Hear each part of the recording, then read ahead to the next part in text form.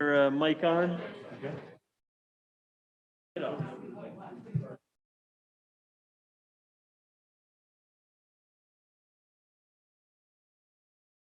Oh, it was coming out of my speakers. There you go.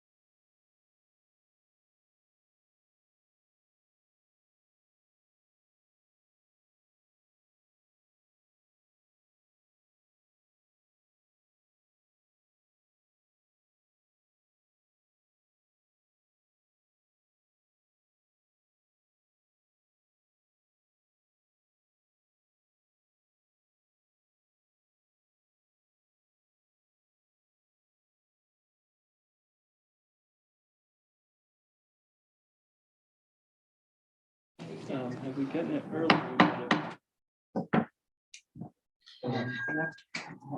Calling to order the November 22nd meeting of the Scarborough Planning Board.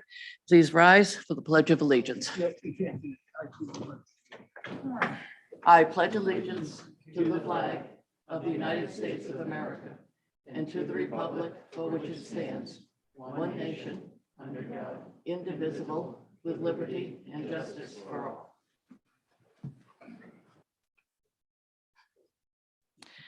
Doreen, please call the roll. Rachel Hendrickson, Here. Rick Monking, Here. Roger Beely, Here. Jennifer Ladd, Here. Karen Shoup, here, Ted Reed. Here. Rick Duperi is absent, and in his absence, Karen Shoup will be a voting member of the Planning Board. There are no minutes to approve at this time. I do want to notify the folks that item 13 has been tabled. I also want to notify folks, remind them that we do not take up new items after 10 o'clock. If your proposal comes very near the end and you take a look and you think we may not have time, that's your choice whether you stay or go. But we do keep to that 10 o'clock on the introduction of new items. First item on the agenda, Crossroads Holding LLC requests review of a Maine DOT traffic movement permit review for a planned development for the Downs to include the entire Scarborough Downs property. For the staff. Sure, I'll provide a quick overview. I know the applicant's going to do a presentation as well. So just to a little bit of background, tonight is really a detailed review of the traffic for Scarborough Downs. And this information is really sort of jumping off a workshop that this board had back in August. And just for way of background, back in 2019, the project received their first traffic movement permit from the Downs and approval from the town, which allowed for upwards of 200 plus or minus trips from the site. In the fall of 2020, the approved sites within Downs had existed those trips. And then the board reviewed and approved sort of an interim traffic study, which enabled a limited amount of continued project reviews and development to occur until the next traffic movement permit was approved. That next traffic movement permit was just recently approved by the DOT. I believe it was in September, maybe it was signed. So really the applicant again is before the board.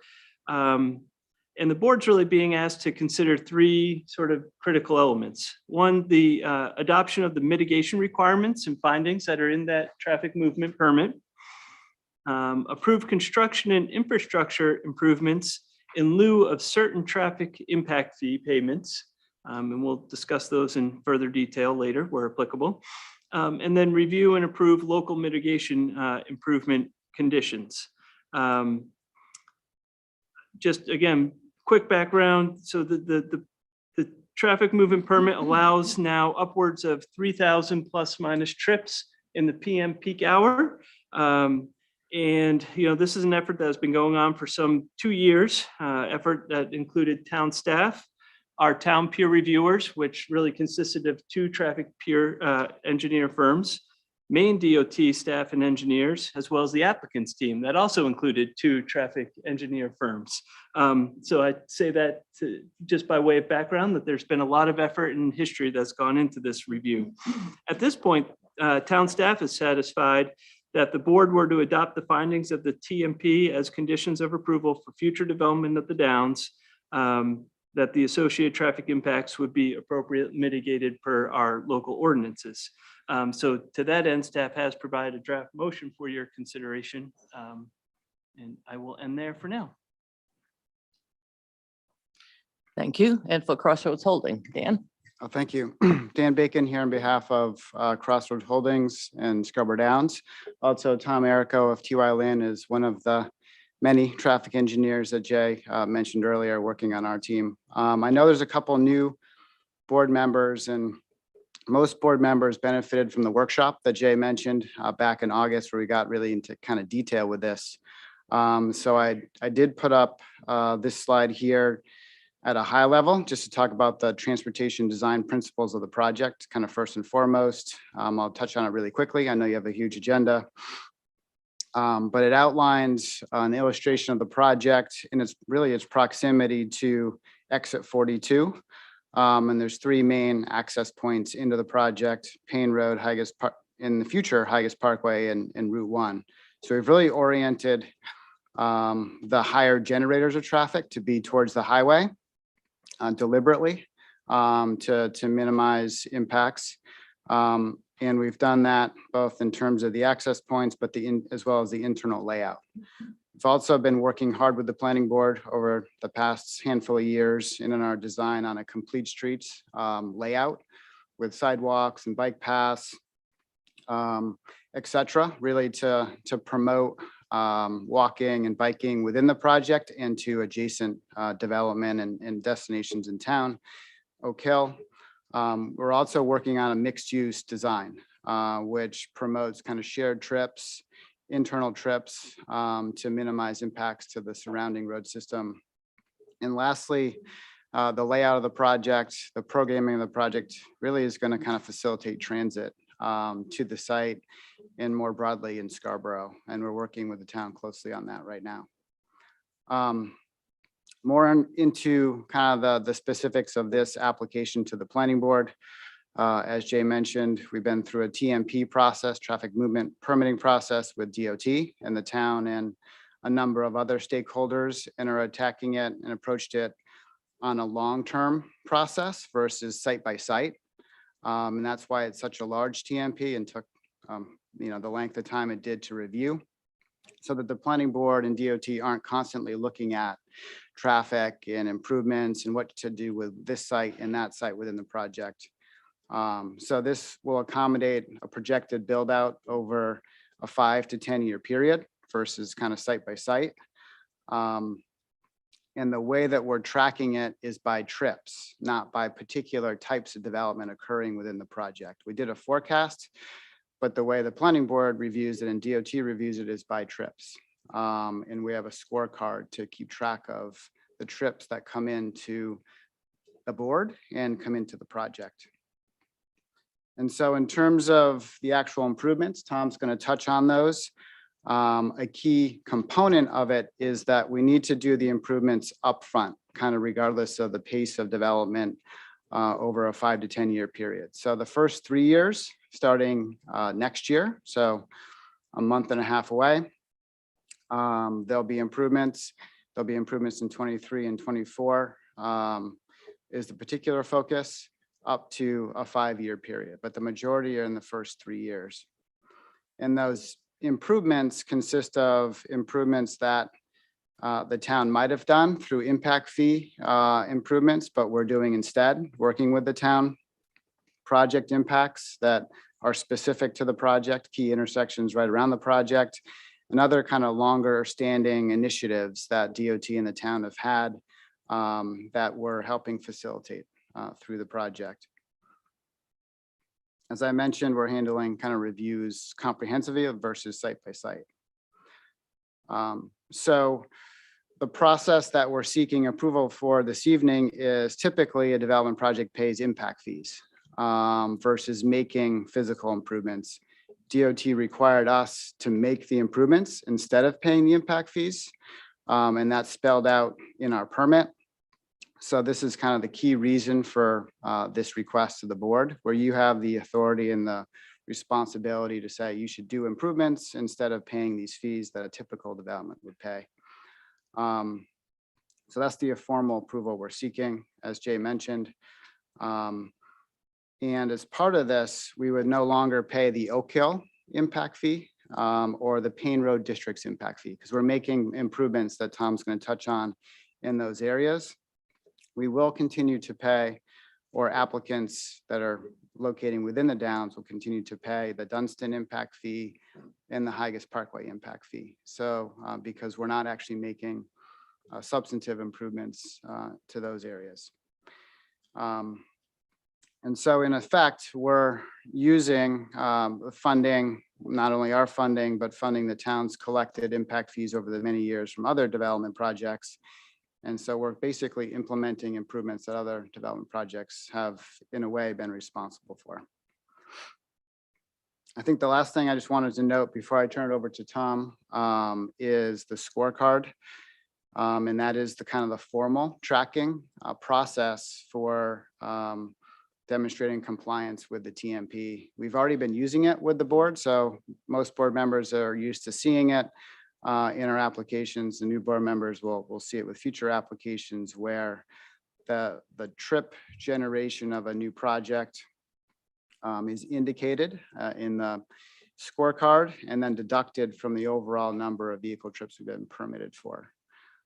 So the format that'll change a little bit where we're no longer paying those impact fees I mentioned, but it'll still track the number of trips. And that is something the town keeps track of, as well as DOT, and something we provide with each application. So I think with that, I'll turn it over to you, Tom.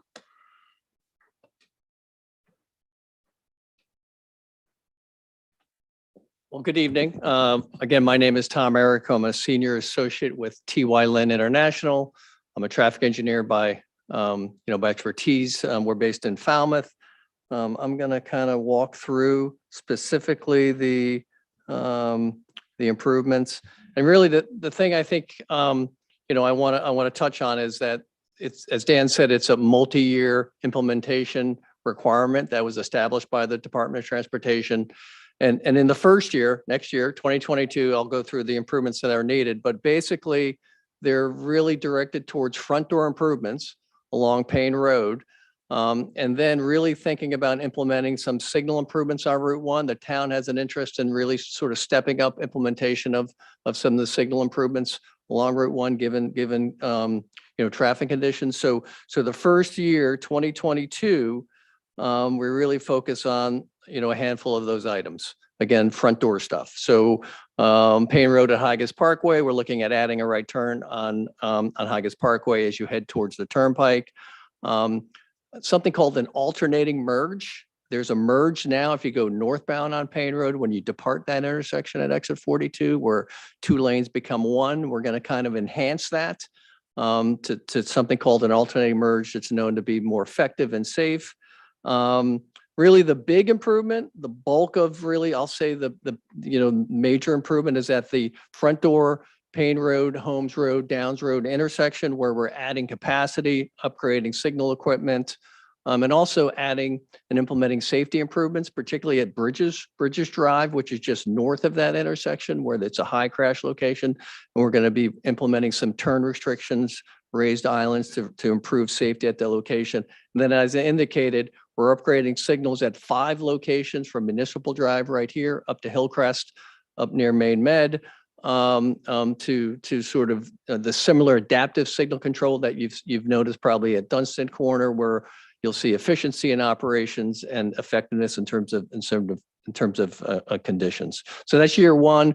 We're already designing those improvements right now. The requirement is to have those in place next year. We're working with town staff and DOT as part of reviewing design plans, and the intent is to get those bidded this winter and begin implementation next spring. The second set of improvements will take place in 2023. So these are literally each year we're required to implement these improvements, and it's very strict within the permit in terms of doing so. And so ultimately this again deals with sort of front door improvements. Route 1 at the Downs Road intersection, we're going to add capacity and queuing space for turn movements. We're going to get rid of those channelized right turn lanes that you see that really encourage higher speed movements, kind of controlling, making them safer for pedestrians, upgrading the signal equipment at that location. And then other signal improvements in North Scarborough, 8 corners, and I'll touch on these a little bit, and then completing the Route 1 upgrades, basically from Municipal Drive south. And so ultimately, the improvements include, again, adaptive signal control. Again, this is really good, high-tech, efficient equipment that's going to be installed at the 5 intersections at Route 1. I think many of you probably have experienced signal delays at 8 corners, given the spacing of those 3 locations, and we're going to be upgrading those locations. And then in North Scarborough, 2 intersections in that area, Gorham at County and Gorham at Beach will be upgraded to that technology. We'll also be improving the merge at the North Scarborough intersection on County Road where as you head west towards Gorham, there'll be an improvement and how far those lanes are carried to improve capacity. And then, like I said, improvements at the Route 1 Scarborough Downs intersection, and then some improvement in Oak Hill. And those really sort of drill down to improving and mitigating safety problems. There are a number of driveway collisions and crashes that happen and in near proximity to the intersection itself.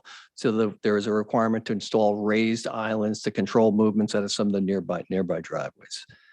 In 2024, we continue to sort of expand the mitigation as we start moving a little bit further away from the downs proper. We look at really improving Payne Road to the north, and I'll get into that a little bit, and then other signal improvements at other locations. And so the first set is really sort of beginning to implement signal equipment upgrades on Payne Road. And so we're looking at 8 intersections on Payne Road, basically from exit 42 headed north. And then we're doing improvements in South Portland. While it may not be relevant to the town of Scarborough, we're doing improvements in South Portland as part of the traffic movement permit. Again, that permit is a regional permit, deals with other communities. And so there's requirements to upgrade some of the signal equipment on Maymall Road in South Portland. Some mitigation at the Gorham Payne Road intersection, and it's not noted in this, but there's sort of two, well, it is actually, there are two pieces to that mitigation. One is developing design plans for future improvements that would be available for the town to begin to implement. And then in addition, implementing some management island work on Gorham Road near the Shaw's entrances, improving not only safety at that driveway, but also extending the left turn lane as you head westbound on Gorham Road.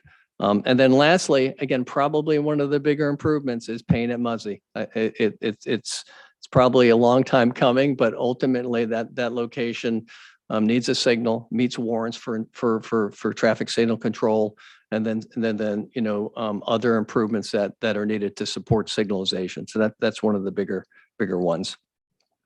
And then lastly, 2025, there are no improvements required as part of the permit, but ultimately we'll step to 2026, the last year of when improvements are required for the project. And it sort of rounds out some of the work. And I'm going to go right to the slide. Ultimately, there's a requirement that the Downs complete construction of Center Street, which is one of their roadway system pieces that basically connects the system to Higas Parkways. As Dan talked about, there are 3 basic access points: Payne Road, Higas, and Route 1. So ultimately that will be required. That's going to require turn lanes on Higas Parkway and signalization. And so that's sort of the centerpiece of implementing the comprehensive access plan for the development.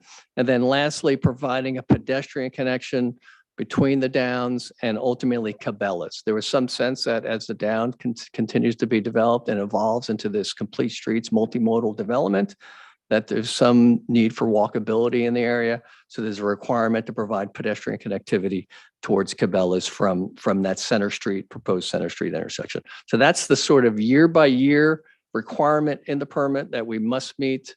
We must develop design plans and then ultimately implement it, all the responsibility of the Downs project. And then lastly, in addition to, Dan talked about, there's still a requirement to pay the impact fees. So as Dan said, there are 2 impact fee areas that the project would be required to pay towards. And then there are a few other items that I just want to touch on. There's a transit investment for a PAC study to look at how transit, what it can be like with the Downs and the town itself. So the Downs is contributing to that study. And then service for the Zoom. There continues to be Zoom service in this area, and there's a sense that that's something that is required in the future. And then lastly, Maine DOT has recently developed a safety mitigation fee program that's requiring applicants that go through the traffic movement permit process to contribute to this regional fund that will help to implement mitigation improvements at high crash locations in the study area of that application. In this case, the Downs is required to contribute $150,000 as part of implementing improvements to high crash safety locations. So pretty comprehensive, 4 or 5 year mitigation program. And so with that, I'll turn it back to the board. Thank you. This item is subject to a public comment period. If you are going to make a comment, you please approach the podium, give your name and address. We ask that you keep your comments down to 3 minutes. We also may have people online who also, or on the Zoom, who also wish to make a comment. So let me go first to those online. Do we have anybody online? I'm not seeing anyone who has raised their hand.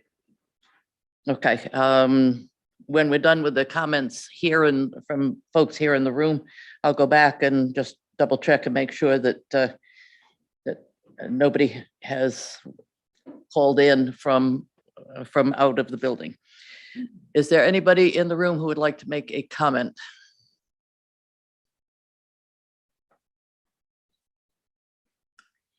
Hearing none. Anybody else come up online? Still not seeing anyone. All right, I declare the public comment period over. I'm going to, the board has been through this over the past year. So what I'm going to do is ask board members, would anybody like to comment or ask questions? Just simply raise your hand and we'll do it that way. Jen.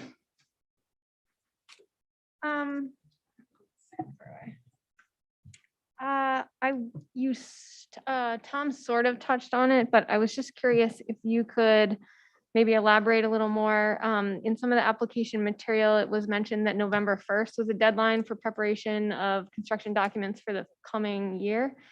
And recognizing that somehow we're past that already, it feels like maybe we shouldn't be, but we are. What that means for your plans for construction in the spring. Yeah, we're a little bit behind, not because of anything the applicant is not doing, but just by the fact that we had a late start. As Jay mentioned, the TMP was signed in late August.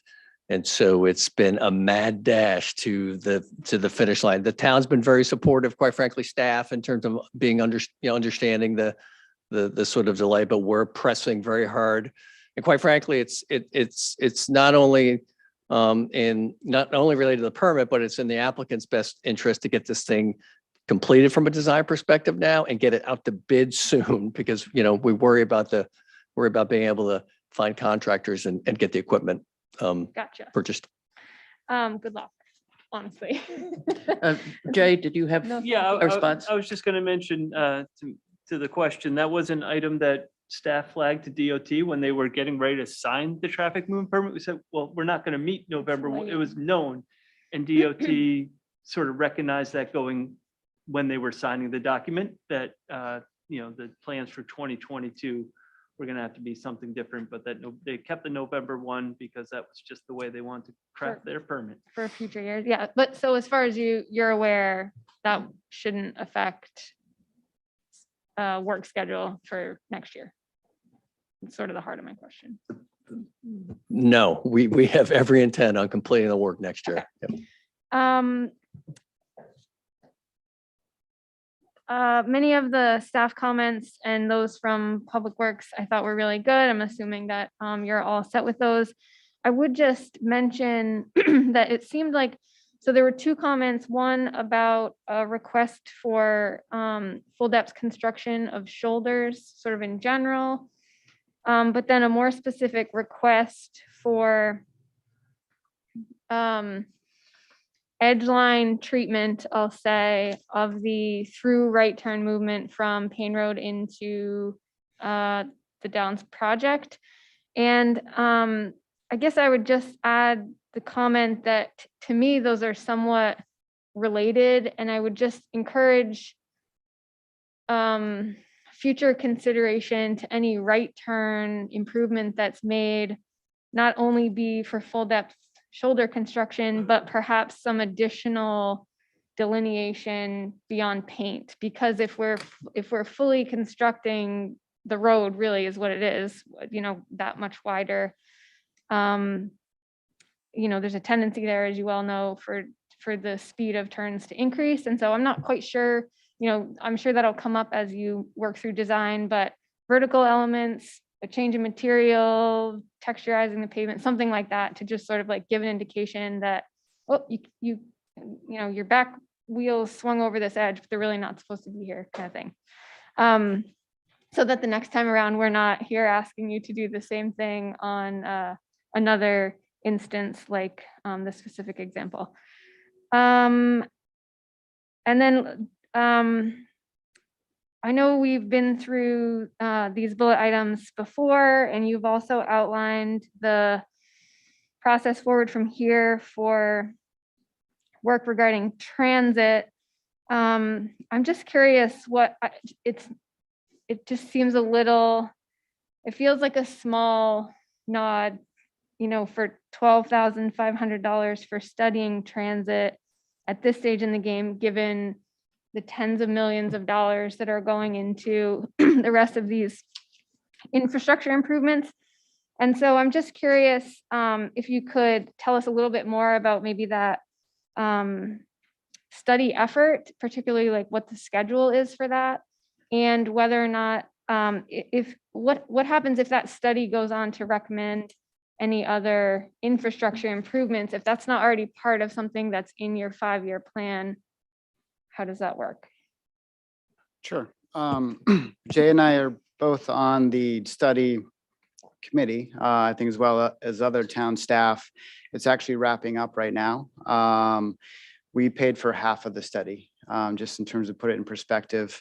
And it's providing sort of a range of approaches to expanding transit to the Downs by the 3 or 4 different providers in the region. And is going to lead to kind of recommendations in that regard, in terms of, if you do this, you get that. If you do that, you get this plus that. The project's kind of ready to continue to implement internal infrastructure improvements around transit. We've done it already. We're a bit reluctant just to put in bus shelters in places we don't know if transit's going to come to internally. So we're trying to be transit ready in terms of our investments in the project. One of the other improvements that Tom didn't mention is Route 1. We actually have to provide out on Route 1 as part of the Route 1 intersection improvements, transit provisions that don't exist today. But I think in terms of actually getting service to the project into Scarborough in general, it's really more of a operating cost issue. I mean, there's improvements that we can make, but it's something that's going to be more certainly regional and transit agency focused, because the project is just one kind of piece of the puzzle in terms of expanding transit. It can facilitate transit because of the amount of riders that could pay into it. But unlike traffic improvements, it on its own can't make transit happen kind of in Greater Portland. So it's really more about how do we assist the agencies in the town, other stakeholders kind of get over the hump with expanding in terms of operating is sort of our perspective on it. And you said that study effort is near. I think it's wrapping up by the end of this year. I Cool. believe it plugs into the broader studies too, like Transit Tomorrow and other things that are happening. So it's intended to do that, but Jake. Yeah, and I'll just mention, as Dan mentioned, we're sort of on the stakeholder groups, but it's PACS, the Portland area transportation folks are taking the lead on the study. And really the genesis for this idea came from, as I mentioned, the TMP process was a 2-year process. Sort of at the outset, and there was a notion about, well, how much trip capture can we account for with transit? And it was like, well, who the heck knows? We don't currently have transit, but we also recognize that this project could be sort of that catalyst. So really the idea was, this isn't going to be the final answer. This is a stepping stone piece to understanding how transit could work in our community and with this project coming along. And it might help inform either future studies, future work, and then should and if the Downs ever come forward with additional traffic above and beyond what's in this TMP, which is entirely possible at sometime down the road, we may be able to build on that work and really understand then how we can start to move vehicles off the road and move people still through the region. Okay, thank you. I mean, I definitely study first, build, then build, makes sense to me. But I was just kind of curious about how that the schedule of any of that sort of aligns, or what it looks like next to the very clear schedule for other infrastructure improvements that you've laid out. So thank you, and I look forward to hearing more about that study.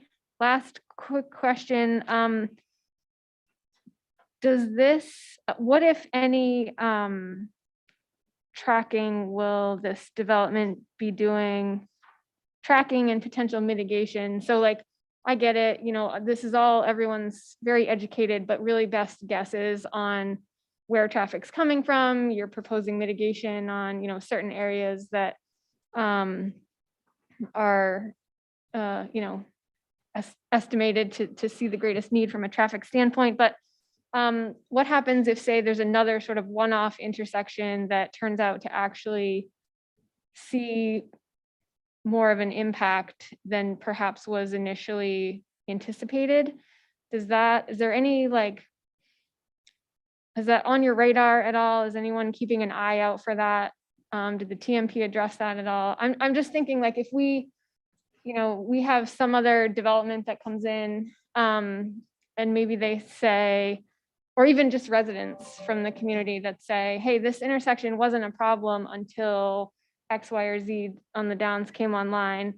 I'm just wondering if we have any, and certainly the right approach wouldn't be to just mitigate it, so that's why I'm asking a little bit about the tracking piece and whether or not there's any plans or flexibility within your improvement plans to address maybe areas that aren't anticipated at this time, if that makes sense. I mean, the TMP doesn't provide any flexibility in terms of what we have to do. So we have to do things whether we thought they were negatively impacted by the project or not. I mean, North Scarborough is out of anything, low impacts. So you could argue maybe that should have been focused somewhere else, but we went through a pretty lengthy process to determine that. So we have to do what's in the permit.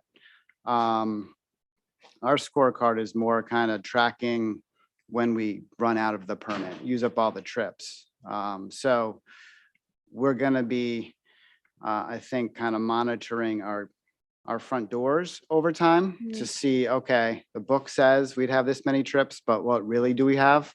In anticipation of maybe when we're kind of getting towards the end of the permit as to whether we need to do things or not based on what's actually coming out of the project. But right now, we're not planning on monitoring other kind of peripheral intersections of the community. Would Yeah, we have any local option there? Yeah, so I mean, what I will say is when the discussion started with it, when the town and Downs were at the table together, we actually talked about doing that, recognizing that, these are models, these are best guesses, and this is the biggest guess in modeling we've seen. And so we actually did talk about really phasing this out, sort of looking at, when you get to trip number 500, let's look at something. When you get to 1,000, take it incrementally. And the DOT just wouldn't allow us to play that game. They said, nope, we need to follow the model. We need to have something that everyone knows the rules of the game and that aren't moving around as we go. And so I do also think from a local perspective, I think that's also, though this is a bigger project than other projects, it is also, it provides that consistency and fairness for all parties. I do think, as I said before, I think there could be an opportunity down the road when and if an expanded TMP or another modification to the TMP is required. That could be an opportunity to say, all right, what's really going on out here and what else is being impacted? What that looks like, I have no idea, but I think that really, to me, is sort of the better opportunity. And hopefully at that time, we'll have a better sense of other ways of instead of just counting vehicle trips, maybe transit trips and other types of trips as well. But Thank you for your time and for the effort on behalf of all of your very large team in putting this together and also summarizing it and then summarizing the summaries for us so that it's more easily digestible. Thanks. Welcome. Thank you. Is there anybody else? Roger? Yes, this is actually directed more to Jay. The comments from the Public Works Department, as well as peer reviewers' recommendations. Can I assume that they are covered in in item number 3 of the draft motion? yes, that is the Okay. intent of Okay, that condition. Yep. I'm all set. Thank you. Good job. There's no one else. I want to echo the words of my colleagues. Good job. It's been a long process and I appreciate the care that you and the town staff have taken in helping us as the planning board to understand some of the more arcane parts of the traffic movement process. I think saying that, if there are no more comments, then I have a draft motion, and I shall read that now. Following staff's motion to approve development within the Scarborough Downs multi-phase redevelopment area with a total traffic generation of 2,505 AM and 3,301 PM weekday peak hour and 2873 Saturday peak hour trip ends. This approval relates only to the traffic generation of the site. All other elements of the development must be reviewed separately and comply with other applicable town regulations and ordinances. This approval is conditioned upon the following. Number 1, all findings, requirements, and mitigation improvements described in the Maine Department of Transportation Traffic Movement Permit identification number reg period 01-000321 -A-N and dated 8/27/21 shall be adhered to. Any changes or modification to the permit require further review by the board. Number 2, approve the off-site infrastructure improvements established in the TMP in lieu of payments to the Payne Road Area Capital Improvement Districts and the Oak Hill Traffic Mitigation Area. Payments to the Higas Parkway and Dunstan Impact Fee Districts remain effective for all projects as applicable. 3, final construction plans shall be reviewed in coordination and collaboration with town staff. Adjustments to the final plans may be required to address specific local requirements and expectations for the required off-site improvements during the construction plan review process or by field determinations. These items may include, but are not limited to, items generally identified in the staff and peer review memorandums. Is there a second? Second. Chen Ladd is seconded. Further comments? May I remind Karen, you may vote on this. Chad, you can patiently wait, and sooner or later you will have a chance. Call the roll, please, Doreen. Rachel Henderson. Yes. Roger Beely, Yes. Jennifer Ladd, Yes. Dick King, Yes. Karen Chu. Yes. That is unanimous. Thank you very much. Congratulations. And go and have a beer someplace and heave a sigh of relief.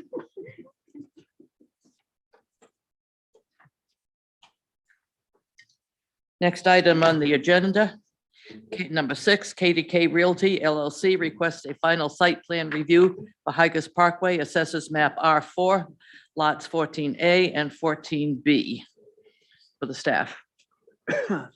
Yes, thank you, Madam Chair. This is an item this board has seen at least 2 other times as is part of a contract zone amendment process. Just by way of background, the original contract zone for the site was approved in 2007, which envisioned really commercial activity on the site, offices more, I should say, more to the point. The contracts, this applicant modified the contract zone to enable the first round of development that we see on site, which has 288 dwelling units. The applicant is now before the board with an approved contract zone that has been recorded at the Registry of Deeds. So they've cleared that hurdle and that means council approval to allow the development of 2 new buildings on the remaining lots abutting Higas Parkway, enabling a total of 48 new dwelling units, 24 units in each building. So staff has some comments that we addressed at the last meeting, and just want to touch on. There's clarity and agreement around a pedestrian sidewalk along the Higas Parkway that was actually conducted and completed really as part of the contract zone. Council weighed in and help with that issue. At the last meeting, there was some discussion around further delineation of the cemetery on site. Staff was unable to find really any demarcation on the plans. And so we just want to be sure that that's carried forward, as well as there was a discussion related to lighting, and the applicant has made some modifications. So we look for the board's direction on that item as well. The main element that staff sort of still has outstanding is really around the stormwater management and erosion sedimentation controls. I think, by and large, we're getting into some of the really civil engineering details and administrative details. However, given some of the complexities and lessons learned with the first phase of development at the site, we really feel these are important elements to get our hands around a little bit more before board takes final action on the item. But we think that with some discussion with the town's engineer and the applicant's team, we can come to a resolution around these things without too much further burden on board or applicant. And with that, I think I would turn it back to you, Madam Chair. Thank you. And for Katie Kay? All right, good evening. I'm Bill Fletcher. I'm the attorney for the applicant, KDK Realty, and I'm here tonight with other members of the development team, Rick Meek with Teradyne Consultants, Dave Yetton with KGI Properties, and Ben Devine with Divine Capital. I know we've been before you a few times for this project, so we don't have a too much of an elaborate presentation, but as Jay mentioned, this is really the final build out on the 2 vacant lots at the existing Beacon project. It's 48 units, 24 on each lot with the associated garage structures. And our hope for tonight is to receive final site plan review, acknowledging the fact that we'll need to come back before you at the next available meeting for approval of the amendment to the subdivision. These 2 lots are part of a larger subdivision, a 3-lot subdivision. So upon receipt of the final approval for site plan, we'll come in at the next meeting with a consistent amendment to the subdivision plan. The other item that I'd bring up upon final approval, because we have our DEP permit in motion, but don't expect to have that upon receiving final approval, our hope is that the board will allow us to move forward conditioned on receiving the DEP permit, such that no construction would take place before that DEP permit is in place. I guess the last item I would bring up is you probably noticed in your report that a lot of those details, as Jay mentioned in the staff report, were stormwater erosion control measures. And I understand that we think we can work with town staff to resolve those items, perhaps by a consent item at a follow-up meeting. I think that I lied. I got one last item. I just wanted to bring up, as Jay mentioned, in our amendment to the contract zone, one of the public benefit items listed was that we would construct a sidewalk along the abutting portion of Higas Parkway. Our hope is, while we fully expect to comply with that, our hope is that we'll be able to build that at the same time that the network is finalized and built out. The concern there is just that we'd be spending resources and building kind of a sidewalk to nowhere. Part of that contract zone language related to working out the details with the planning board, including the timing of when that project, or rather pedestrian sidewalk, would be completed. So those are the items I have. We're here and available for to answer any questions. Thanks. Thank you. This is an item for public comment. Is there anybody online with a raised hand? am not seeing any. All right, thank you. Is there anyone in the room who would care to make a public comment about this application? Seeing no one jumping up, and still nobody online. All right, let me turn this over to the board. I think, let's start with Rick King down at the end there. I only have one question. In the staff comments, it looked like you've changed from a 4,000 K to a 3,500 K. Number one, the plan doesn't reflect that in your legend box, but was wondering, because I know, I believe we touched on the dark sky issue, and you can't get dark sky certification at 3,500 K. And was wondering why you want to stay at the 3,500. Good evening, Rick Meek with Teradyne Consultants. Yes, we did take that comment to heart. My intent was to utilize the same fixture that they have throughout the facility, the rest of the beacon. That particular fixture only has a 3,500. We did come in with a 4,500 originally, but the applicant is willing to look at a different fixture to get that 3,000 K fixture that was requested. So that shouldn't be an issue. Okay, there you go, Jay. I'm all set with that. I'm all set, Madam Chair. So your preference would be that they do look to do a The 3K. different fixture, but to meet the 3,000 K. Correct. Thank you. Jen? I'm curious if, so you were talking about, it sounds to me as though this project you will be constructing the pedestrian infrastructure along Higas Parkway. And your request then, I guess, as I'm hearing it, correct me if I'm wrong, is that you wait until other connecting or you build that at the time that other connecting infrastructure is built? Do I have that right? Yeah, that's right. Just my impression from tonight's discussion and just other discussions I've had is that the network itself, while starting to form, still has a way to go before it's finalized. So our hope is that once that's finalized and is being built out, we'll do our share to connect it. Yeah, so I didn't take notes that far down the line, but I think it was like 24 or 26? 26. 26, okay, thanks.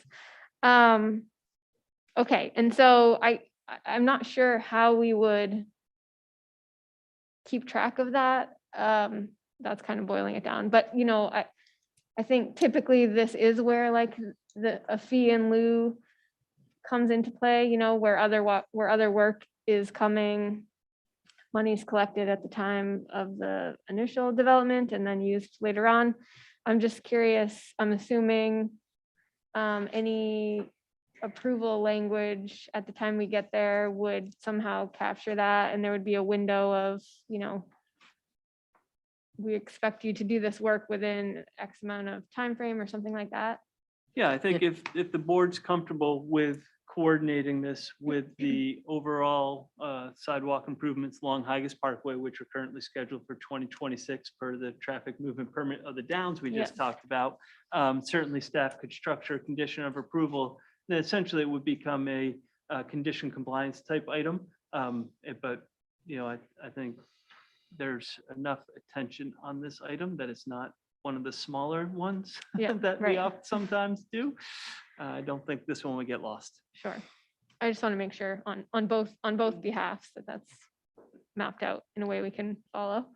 And then I guess regarding several staff comments about the stormwater management and erosion sediment control plans, it does sound like there's a bit more detail needed around these areas. Would staff be comfortable with the consent agenda item for next time, or if some of them, it sounded like in one case there was like a note, a reference that needed to be added, but in other cases it does look like we're looking for a lot more detail. Yeah, I think as staff, we had a pretty robust conversation around this today, recognizing it's getting pretty technical. Mhm. But at the same time, we do feel like consent is really a good approach in regards to it keeps it on the front burner. Sometimes what we see with conditions of approval is that it might be a few months and it gets a little hard to track. Right. To your prior question, can get a little hard to Yeah. track exactly what was happening, where right now this is fresh. If the applicant's team and engineer sits down with our town engineer and team in the next, probably after Thanksgiving, but in the next, or maybe we can schedule something this week. Probably a sit down and discussion can really start to hash these things out and get it moved forward and have it primed and ready for a quick motion the next round. What's that? December. Potentially, yeah, we'll have to, timing will help tell. Okay, thank you. Roger?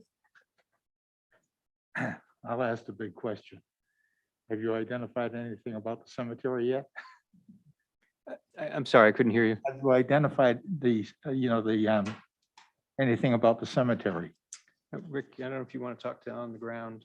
Sure, the headstones are marked and there's actually, I think I can call up a photo. Bear with me.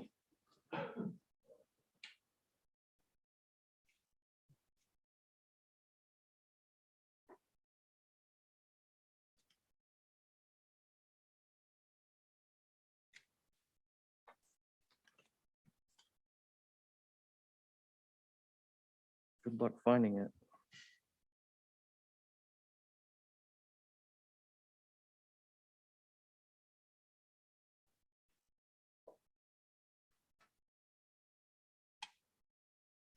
I'll come back to that. I'll find that that picture and bring it back to you. But basically, it's a sign demarcating the cemetery. What we are showing on the plans right now is a setback, 25-foot no disturbance setback. There's currently it's buffered by trees. There's no intent to cut down those trees within the 25-foot setback. And there's no intent to do anything further with the headstones, but there are two headstones in there related to the historic owners, the Libby family. I was gonna say, it's probably a Libby. Yes. And what happens, Jay, if they can't identify who is actually responsible for those? Ooh, I guess I'm not entirely sure what you mean by Well, can't identify assume who the headstones are. I Well, guess what the question the board had asked is really can the applicant, as they just indicated, suggested that they're going to maintain the 25-foot buffer area and not do any disturbance in there. And what I had heard at the last planning board meeting was the board's interest in having some type of demarcation around that 25, whether it's just some small sign. I don't know what that looks like, but something that demarcates that so that in the future, there isn't someone who accidentally comes out and cuts down and does things that we're not talking about. So whether that's, I see they found a picture here that starts to help identify that area. And so maybe that's what the board, so that's really the question. So that's why I heard the board ask for at the last meeting was something around that 25 area. And I heard it to be something relatively subtle, not is what I was hearing at the meeting, but I guess I would defer that question back to you all. Is that a new sign or is that from the? Yeah, during the permitting of the larger project, we were approached by a Boy Scout troop, I think, they wanted to do something and I think that was erected by the Boy Scout troop or the individual Boy Scout. Okay. And I'm fine with on the other thing with the consent and letting staff with that stormwater and everything out, all the engineering. All Thank right, you. thank you. Karen? All right, Chad? All right, thank you. Yeah, I'm glad that sign is up there. That's the sort of thing that I was thinking, something that would direct members of the family if they ever wanted to find it or go in there, but at the same time, basically say that this was set aside. So that if that's something that you're willing to keep up and keep track of and make sure that sort of a sign remains, that answers my concern that I had. I think the delay in the construction of the sidewalk it sounds as though it can be accommodated in a way that would meet the staff's need. I also urge you to have conversations with the staff concerning the stormwater and the DEP. Is it a DEP requirement permit that you're waiting on? Is that what it is? Yeah, okay. Jay has just said yes. So that to me is I guess I would kind of like to see that to make sure that before I would vote. My colleagues may have a different perspective on that. Our next meeting is December 13th. 13th. That may give you the time to be closer to getting that permit or be able to tell us what stage it's in, enough to give us some comfort that it is really going to be coming. So I think unless anybody has anything else, I think we can hold this until the next meeting where if you have done some diligent work with the staff, we would be ready to take a vote. Thank you.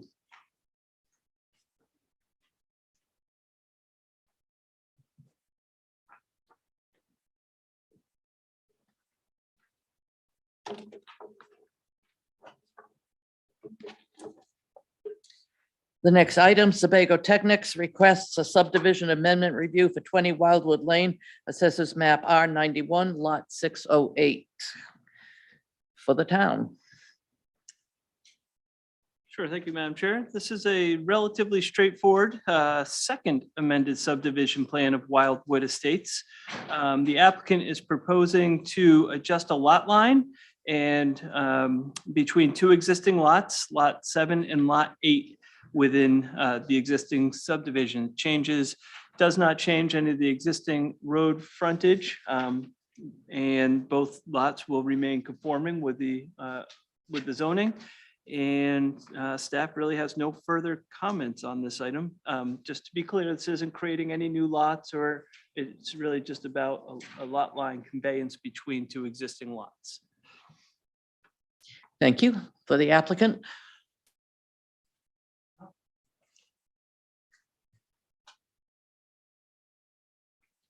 I'm not with Sebago Techniques, but I'm the owner of the property, Peter Chikalik at 20 Wildwood Lane. So if there's any questions, I can answer them.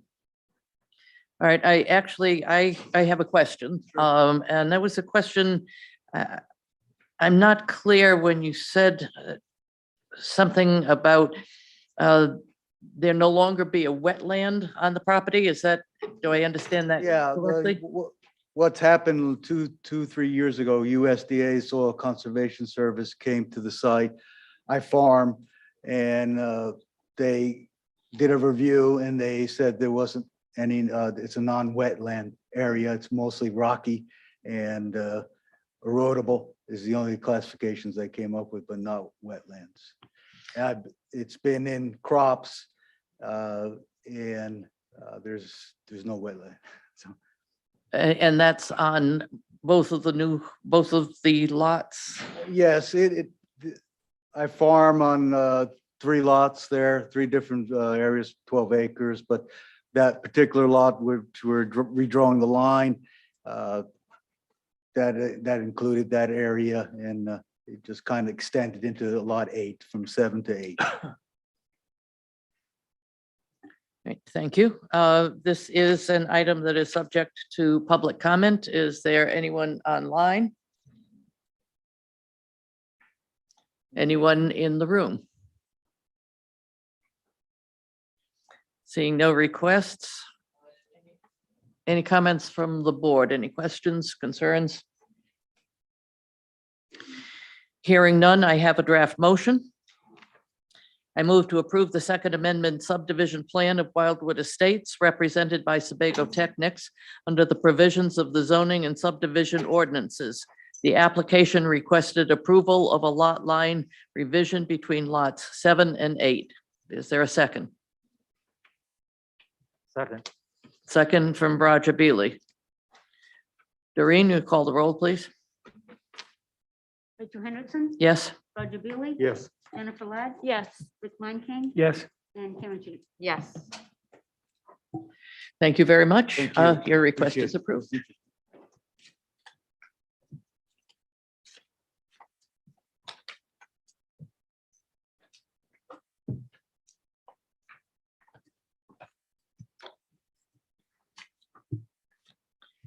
The next item before the board, number 8, Abbott Diagnostics Scarborough, Inc. requests a sketch plan review for 10 Southgate Road, Assessors Map U 037, Lot 7 for the town.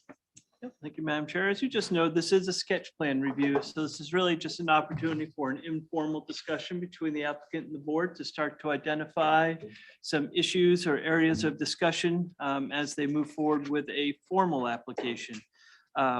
As you noted, I think you noted anyway, the project is in the industrial zoning district. And the applicant is proposing to construct a roughly 47 to 4,800 square foot modular office in what I'll call the rear of the site. One thing that staff did note is that with the new minor development review that was recently approved in the site plan review ordinance, this would be applicable as they're not disturbing over an acre and they are within the industrial district. So staff comments really sort of center on 3 different areas. One is really around construction details, energy requirements and utility connections, life safety. The other, I think, really fall more in the purview of the planning board around parking capacity and really understanding the site. I think, in the past, that's been a challenge that the town's experienced, but as some board members will recall, this site was before you not too long ago and did a parking lot expansion. So just maybe starting a conversation about understanding how that's working. I will note that other departments weighed in at our interdepartment meeting and have noticed an improvement in the area since that's been built. And then the third item is really just sort of a catch up and reset of understanding. There's some offsite mitigation improvements to be completed as part of the prior approval. And so we just want to see where those stand. There's been some ongoing discussions around those. So that is what I have at this point. Thank you. And for the applicant. Good evening. I'm Norm Chamberlain, Walsh Engineering on behalf of Abbott Diagnostics Scarborough. We have the sketch plan for a modular building addition. We have the existing 7.5 acre parcel, which is the main 10 Southgate parcel. We have the 5 Southgate lot across the street is 112 lot space parking lot. And then the 4 Southgate lot was the one that we did last year with the, I can't remember how many parking spaces total in that one, but we end up with a total of 503 parking spaces. The current use on the site is that we have this gate back here. Basically, that's to keep most people out of there, to be honest.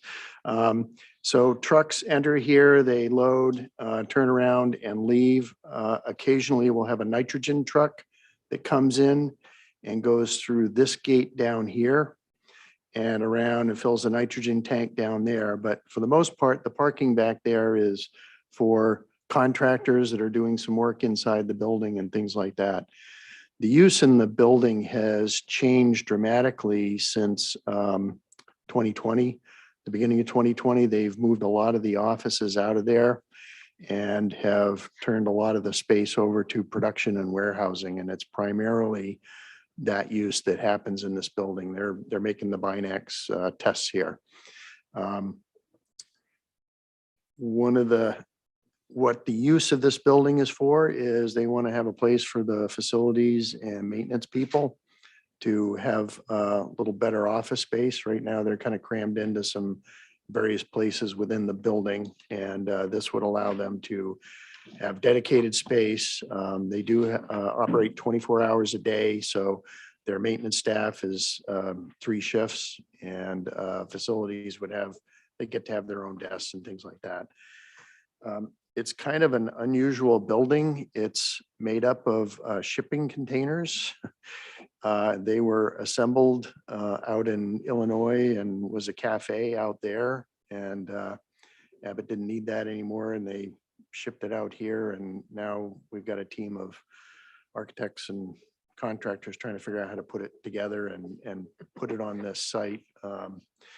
It's a little challenging if you're familiar with this place at all. There's actually a retaining wall right there. And so that dark line is a retaining wall, and this is a low area. And this allows the whole rear of the lot to drain into a pipe that's in that wall that comes around and gets taken into the drainage system that we developed with the new parking lot last year, and is discharged across Southgate Road to Scarborough Marsh. It's actually below flood elevations. I'm sorry, above, yeah, below flood elevation. So this area used to flood a little bit, up to like a foot or so before. We actually installed in one of the last structures before crossing the street, we installed what's called a Tide Flex backflow preventer. So it's a 30-inch diameter device that prevents water from, when the tides get high and the floods get high, they won't back up into this system anymore. So as far as parking goes, we've actually reduced our need. We've increased our production warehouse space, which is at 2 spaces per 1,000 square feet. The office space that's there, we have 37,000. It's 4 spaces per 1,000 square feet. Gives us a requirement of 312 parking spaces. This, with the development of this building and removing all these spaces in this whole corner here, because you're not going to be able to get into this area here very well, we'll still have 473 parking spaces. So quite a bit more than what we need. If you go out there today during the day, which is when they have the office staff and all the facilities people and one of the shifts in operation, you'll still see that this part of the parking lot is not very well used, and this end of the parking lot is fairly empty. So it still gives them spaces for shift changes and things like that. They are staggering production staff with the office people, so that when the office starts, the shift changes already happen a couple hours earlier, so we don't have any conflicts, and they're reporting that it's working quite nicely. We had some staff comments. The fire department wants to keep the access through the back, and that will remain exactly the same as it is today. Fire trucks enter in through this gate. There's a Knox box at this gate that they can open it. The one down on this end is opened by driving over the loop. So they'll still be able to get around the site completely. There was a comment from the code enforcement officer requesting additional information on the buildings. I know the architect is working on that. I gave him a copy of the comment, and they've had some discussions with the code enforcement office already about installation requirements and things like that. I should note that this building will not have any bathrooms. It's just going to have power. So we don't have any plumbing or anything like that. There was a comment from Scarborough Sanitary District about piping and stuff here. There is some stormwater piping, and we're addressing that with the people that inspect the stormwater system. Basically, there's a catch basin that's going to be under this building that we're going to install a manhole cover on it, so they won't be able to get into it anymore, but we will be able to access all the pipes from various sides. We will provide a capacity form to the Scarborough Sanitary District for ability to serve. There really isn't any change in employees, so we don't anticipate any change in flows. There was a comment about the signage and lighting for the crosswalk. We did some improvements here in this area at the main entrance to the building. They replaced this sidewalk and they put in a couple of electric vehicle chargers and did some lighting. And part of that was the crosswalk that was discussed last year as a part of the big parking lot project. We have cones over where the EV stations go. We have pedestals and no light posts for the crosswalk because everything is backed up and it's not going to be here for a couple of months is what they're telling us.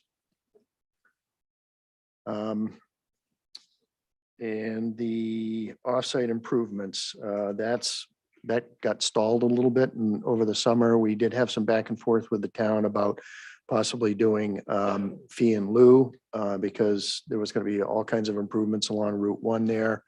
The last email I had with Angela was said, no, you got to go do the improvements. So we'll get that whole piece restarted here and get it going. And that is all I have. If there's any questions. Thank you. This is subject to public comment as well. Jay, do we have anybody in the audience out there? I am not seeing any. All right, is there anyone in the room who would care to make a comment? Seeing none, let me remind the board that this is a sketch plan. So what we are looking at is giving the applicant some advice on directions they should be going on or things that they should consider that they might not have already thought about as they come back to us with a full application. Does anyone, Roger, you look as though you're ready to jump right in. You get your finger on the button. Go ahead. I'm just kind of curious. You stated in your letter that this is will allow Abbott to meet the current needs to accommodate the production of the test kits for COVID-19. Assuming, I imagine that this modular building can get shifted around to different Abbott locations around the country as may be needed. And assuming we can get control of this virus, this could basically be, in other words, it's just a temporary, could possibly. Well, be just a temporary? it's semi-permanent. Oh, okay. There's actually quite a bit of foundations that need to be installed to hold this thing up. It's going to be sitting about 1.5 feet, 2 feet off of the ground. On one end, it'll actually be about 4 or 5 feet off of the ground where it goes over that wall and there's the drainage underneath it. They are still working on that kind of foundation system. We have a weekly meeting on Tuesdays, and at last week's meeting, I talked to them about the soils here is, it's below sea level. No, it's not exactly below sea level, but it's below the flood zone. And so the groundwater is very high. When we were doing the project last year, this screen wall that's along the front of the building has some 3-foot diameter caissons, which are drilled foundation. So they take a big piece of corrugated metal pipe and they push it down into the ground and they drill the dirt out from underneath it. And those things were about 15 feet in the ground. And the water comes up and they had to pump them out in order to put the concrete and everything in. But that's the nature of this area. It's shallow to groundwater. We actually had a test boring from the geotech that was almost like a geyser in the site last year. So water would come up about 2 inches above the pavement and just constantly flowing. So they're still fiddling with that. I think they're going to go with caissons because they can spread them out further. They're dealing with less. So it's certainly something that we're trying to deal with, but it is like I said, semi-permanent. just mention, Roger, from the town's perspective, it is a permanent structure. It is, maybe modular, but it is a structure. Yeah. And this is going to be a structure on their site plan. So, Yeah. so it could be removed maybe easier than something else. It is still from the town's It's, perspective. yeah, just like this one here is a, like one of those Scotsman offices that's in behind there. And they're looking to remove that at some point. They haven't decided when, but yeah, it's the nature of the site here. They've got 10 pounds in a 5-pound bag. I thank you. I'm all set. Any other board members? Rick? Yeah, I'm just going to refer to the code review or code enforcement review and submitting your energy model with potentially using ComCheck. And if you find yourself needing to make some trade-offs based on insulation levels and fenestrations and all that, I'd highly recommend you take a look at the heat pump technology for your HVAC needs, where you can gain because of the coefficients of performance is much higher. You're talking almost 200% better than a 100% natural gas boiler, for example. So you can probably get some trade-offs that way if this thing is coming prefabbed, so to speak, because it may not, by the new code in Maine, it may not be compliant, but your energy model could demonstrate with substitution, you could achieve the code. So take a look at the heat pump technology. Okay. Yes, SMRT is doing the mechanical design. They and know that architectural. Yep. technology. Yep. So that's good. Yep. That's all I have, Madam Chair. Additional? I would note that the staff did indicate that on the interior petitions, clarification needs to be provided whether they're movable or not. So that would be something for the, to bring to us with the site plan. All right. If there are no further comments, thank you very much, and we look forward to your application. Okay, Unless do you have so- any questions of us? Yeah, Jay said in his, or Eric did, I guess, this proposal may be reviewed as a minor development review by staff. Is that a Yes. possibility that we could just go to staff and get this reviewed? and- I'll let Jay respond to that. Okay, Yes, so it's actually a recent amendment in our site plan review ordinance Mhm. that we now have a major and a minor review, and there's sort of 3 or 4 Okay. criteria that allow you to stay in the minor, and I believe this project hits all Okay. those marks. So it's still, just so folks understand, it's still a site plan review. right. All the provisions still apply, but really you're just then dealing with staff, and we still go through the interdepartment review meeting. So all the comments that board members would typically see, you're still getting. And typically it's, we can work through, the idea is that we can work through plan amendments and conversations quicker Okay. than perhaps Absolutely. waiting for the every 3-week meeting. So This is Abbott. They're on a tight schedule. I'm sure they are. So we can, So we will probably do that. Not that we don't love coming here to the planning board, but Our feelings aren't hurt. good, Uh, good. I see you have a long agenda, so I'll let you. get to it. And just so you know, so I can simply say, if you do not find satisfaction with the staff, you are free to come back to the board. Okay. That's part of the, that's part of the process. So you can, I guess you can pick and choose there. Yes, well, we've worked with them a lot, so I don't see any problems. Thank Thank you you. very much.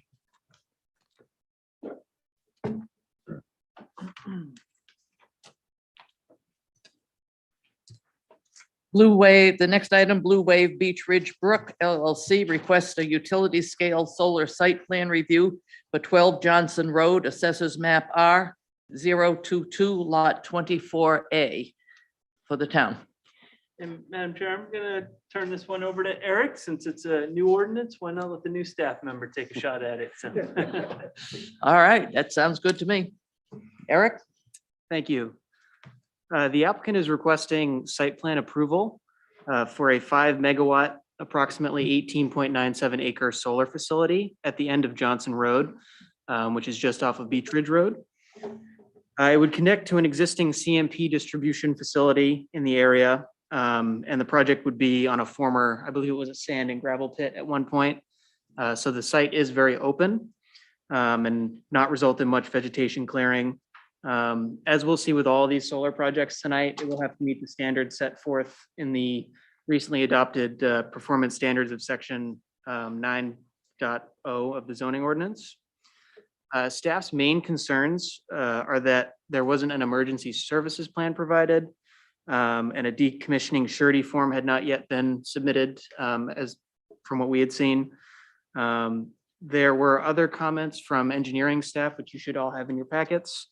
One of which was referencing a permit by rule, which was granted to the applicant in May of 2020. So that would expire in May of 2022, as they probably know. Another thing that I'll mention to the board is that staff is actually going to work with applicants to determine and explicitly state developed area versus disturbed area versus impacted areas. So we can kind of get a better idea of what the stormwater impacts are going to be for the project. So with that, I'll turn it back to you, Madam Chair. Thank you. And for the applicant. Thank you. Good evening. Alan Robertson, Managing Director of Solar Development for Blue Wave Solar. Joined tonight with my colleague Colin Sexton, also with the developer Blue Wave Solar and our friends at TRC, which were our consultants for this project. So I can run through, it's not popping up here, but. There we are. All right, I won't touch it. So a bit about Blue Wave Solar. We are exactly that, solar developer in the purest sense of the phrase. We've been developing in New England for a little over 10 years. We have 50 plus projects in New England, 21 of which are under active development in the state of Maine.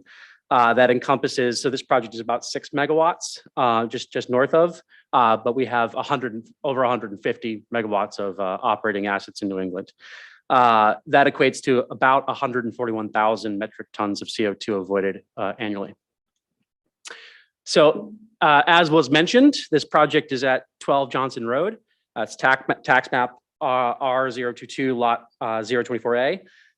You can see in green where the project is being proposed. So it's about 140 acre parcel, of which we're taking just about 19 acres or leasing just about 19 acres. So the rest of the parcel, actually by request of the property owner, is going to remain as it is, and it's currently being used for recreation by the family. The project is going to encompass about 15,820 panels. As I'd mentioned, that equates to about 7 megawatts DC, actually 6.97, but it will be 4.99 megawatts AC. So that's what's going to be interconnecting to the grid. We do have a fully executed interconnection services agreement with CMP. As I'd mentioned, the parcel is about 140 acres. We're taking about 18.97 to accommodate this project. That includes the access road just outside the fence line, so that way we can do shade management. But within the fence is only about 15.5 acres. We are only proposing the addition of about 1/4 of an acre of impervious area. That would be the extension of the road. So there is a road there. We'll be extending it out to the center of our project, as well as the pads, the concrete pads that'll accommodate transformers and the AC solar equipment. We are not proposing any direct permanent wetlands impact. So as a result, we actually didn't trigger NERPA or the feds. We didn't have to pull an Army Corps permit. We just had the stormwater permit by rule, which we did receive and will be extending because we're probably not going to build this project by May. So we are proposing very minimal tree clearing. Actually, there is no major tree clearing at all. We reserve the ability, we're proposing that we may have to remove a couple of trees to accommodate the road or some equipment, but there'll be no clearing. It's an existing field. We are proposing a 20-foot wide access road, so that as an extension to Johnson Road. The array, I think the ordinance is 20 feet, will be well below that standard. It's about 12 feet at its absolute tallest. This is a fixed racking solution, so it's not going to move. There's no moving parts, so it's going to stay at 12 feet. We are proposing an underground POI run, so point of interconnection run from the equipment pads in the center of the array here out to the poles, the existing poles on Johnson Road. We will be extending three-phase power, so there are poles there, but it's only single phase. We have like I said, executed contract with CMP to extend about 2.8 miles worth of three-phase from the Scarborough substation all the way to our project. Their CMP is waiting at the ready for us to give them the thumbs up, and they'll begin construction. They've been working with us on this project for about 2 years. We are proposing a 8-foot tall ag fence as to provide security for the project, which I'll get to in a second here. We did do a comprehensive visual analysis to make sure that the project wasn't going to be offensive. What the result, which was actually included in our application as well, the result of that visual analysis shows that the project is actually invisible. It's not visible from anywhere except for Johnson Road. And in turn, we held a public meeting on site. We notified all butters within 500 feet of the property and met with them on site to propose visual screening, which I'll show in a moment here. The result was, it's kind of hard to see in this picture, but there's an existing tree line on Looker's right of the array. And we are extending that tree line down to meet the road to provide additional screening for that last abutter on Johnson Road. So we're proposing about 180 feet of 2 rows staggered of a local native non-invasive evergreen tree. This was presented to that abutter as our solution, and they were pleased that we were accommodating this. The plantings will be maintained as well, so we are proposing that we'll maintain them after planting, so make sure they take over the first few years. So back on the ag fence, the fence we typically like to use is a, like I said, 8-foot ag fence placed about 6 inches off the ground. That can accommodate small critters to get in and out of the array. That fence, actually noted here on another project we have in Maine, would be very similar to this one here. Decommissioning is a standard of the ordinance. I thought I'd highlight that here as well. So for some of you may not be aware that the state actually has decommissioning requirements as well. The most recent legislative session, they enacted LD 802, which requires us to post a bond for the DEP. We'd use the same surety for both for the town and the state. That plan requires us to update the amount that we're posting as well. After year 15, we have to do it no less frequently than every 5 years to make sure that the amount of surety we're putting aside is still sufficient to decommission the system at the end of life. We are not proposing any lighting on site at the equipment pads. Sometimes there are lights for servicing in the low light conditions. It would be on a switch. It wouldn't be motion sensor or anything. The construction takes about 6 to 8 months. That includes site civil and things. The actual solar related stuff, when you think of a solar project, so panels going up, is actually relatively quick. Only takes a couple months for all of the racking to go in and the panels to go up. Post-construction traffic will be extremely limited. We actually, per DEP requirements, can't do any vegetation management more than twice a year. So there'll be preventative maintenance going in, inspecting the system, and then no more than twice a year we'll do vegetation management. And I will leave it up for questions. Pass it back to the board. Thank you. This item is subject to public hearing. Public comments. Jay, do you have anybody online with the raised hand? I am not seeing anyone at the moment. All right. Is there anyone in the audience who wishes to make a comment?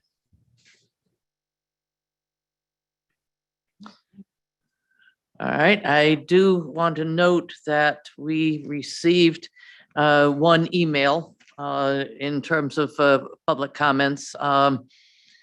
And I believe that was sent out. Was that sent out to the applicant? Yes, it was. All right. So that's therefore on the record. Let me, in that case, go to the board. And who wants to kick this one off? This is our first time. Rick. I'm happy to take a stab at it. The staff has identified some work for you to do and provide? Are you pretty clear on the emergency service plan and what they're looking for? And we need to see something about the decommissioning bond.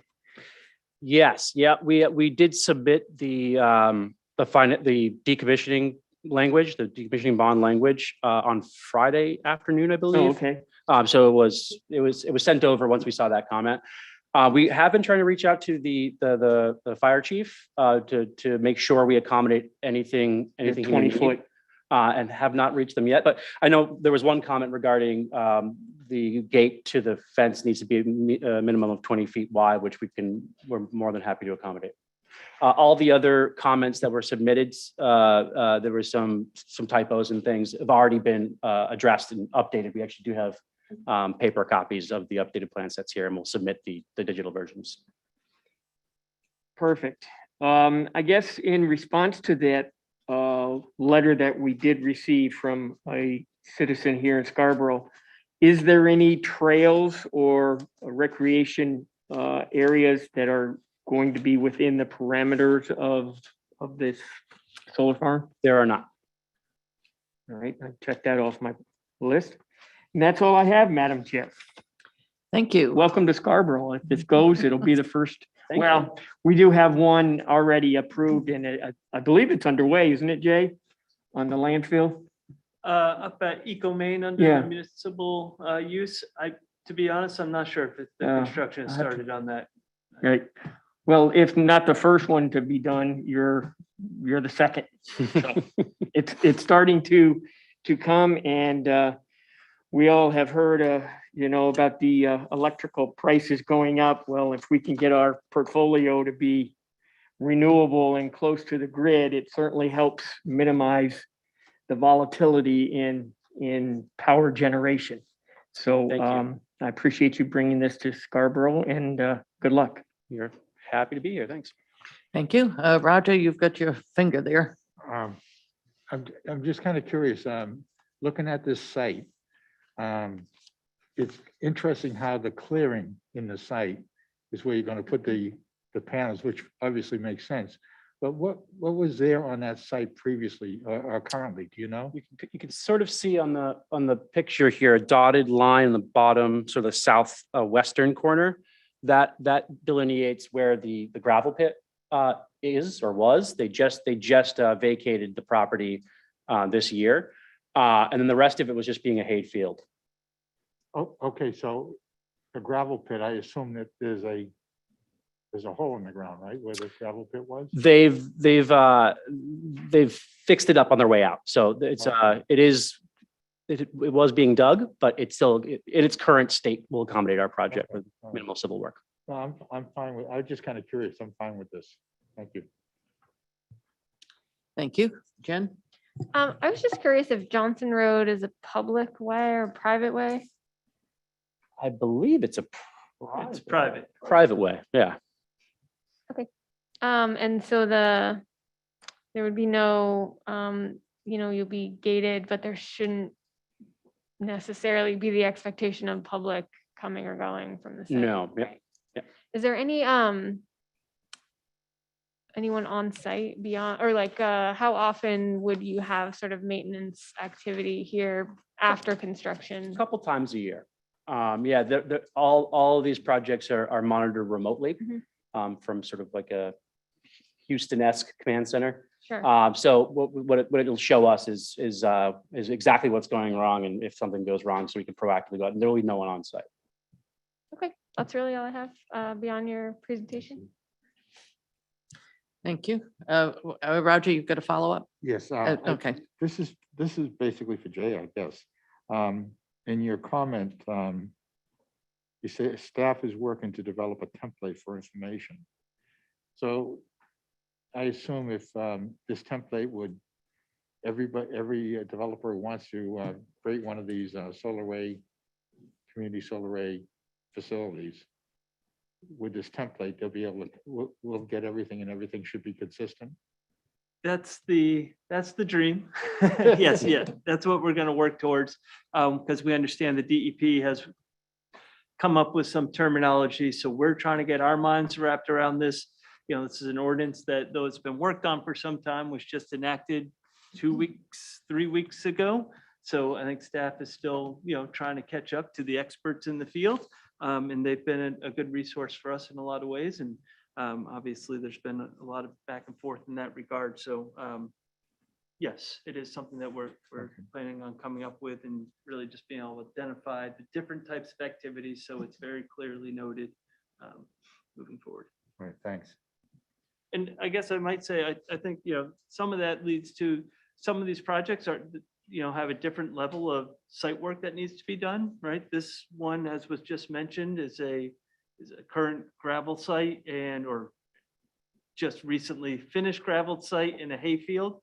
There's some other ones where there might need to be some additional site work that's done for grading, you know, removing of trees if that's allowed, and what have you. So just really need to understand those differences and nuances of these projects.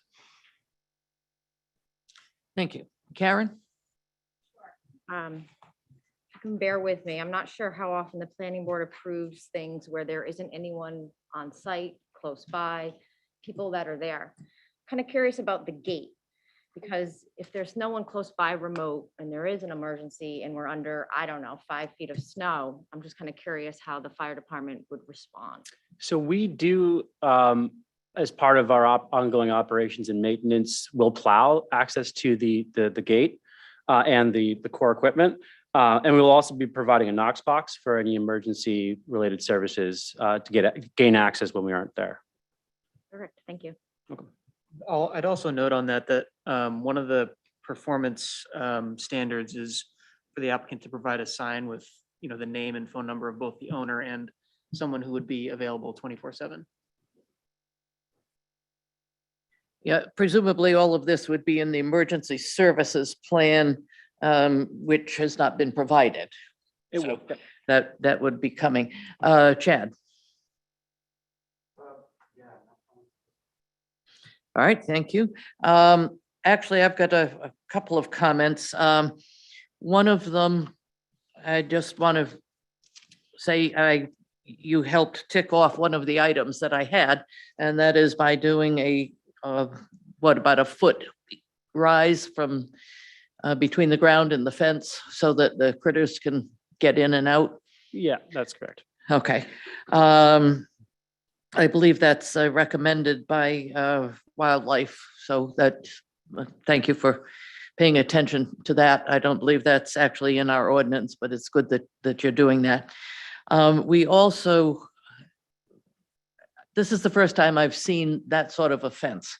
The ordinance actually discusses a couple of types of fences, but then leaves it up to the planning board to make a decision as to what actually is there. My assumption has always been that the fence is there for security of the site, not necessarily to block out people's view of the site.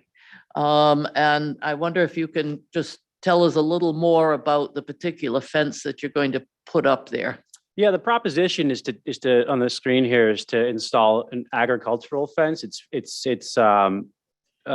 really effective at a number of things, one of which is keeping deer out, one of which is letting small critters go underneath, but it's also structurally very comparable to a chain link fence. So it would provide the same amount of security and prevent folks from kind of getting in and out of the array.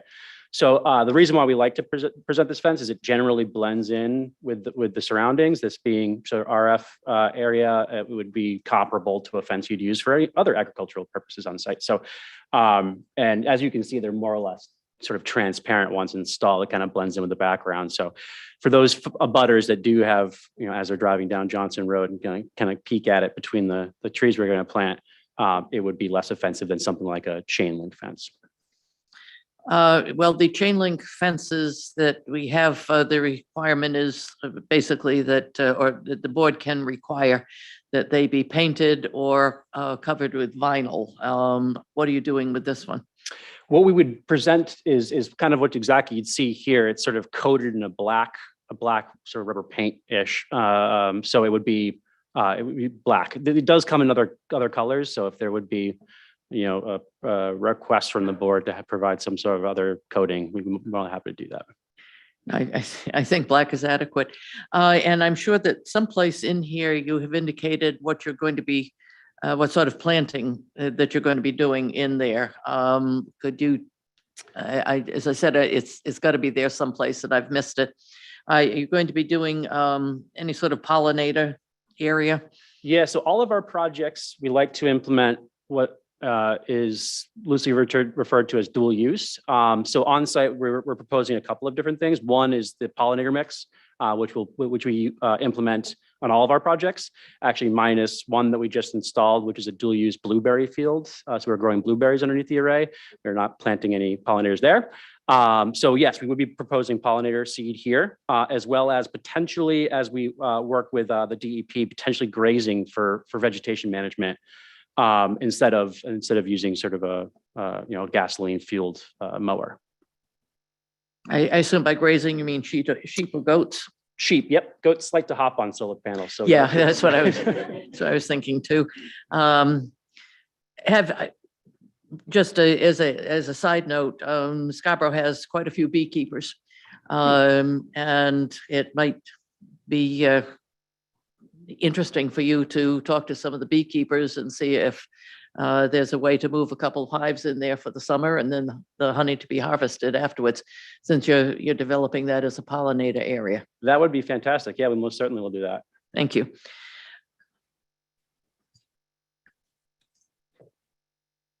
If there are no more questions, I think this is not quite ready, because you do owe us the emergency services plan, the decommissioning bond, and what else do we need? Jay? I'd say those are the main elements that we'd want to at least see a draft up and, assuming the applicant, I know they submitted something to us recently, but we have not, staff has not had a chance to review that yet. But could see this coming back before the board in fairly short order. Likewise, I echo that. I think from what the staff has said in your comments, I think our next meeting, we'll see a resolution of this, if you've worked diligently with the staff on correcting some of these areas. Fantastic, thank you. All right, thank you.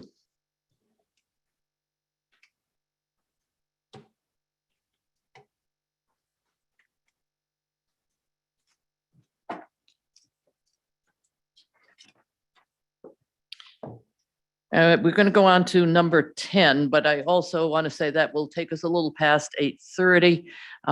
Usually we try to take a break around 8:30 or at a point that's close to that. So we will do one more and then have a brief break.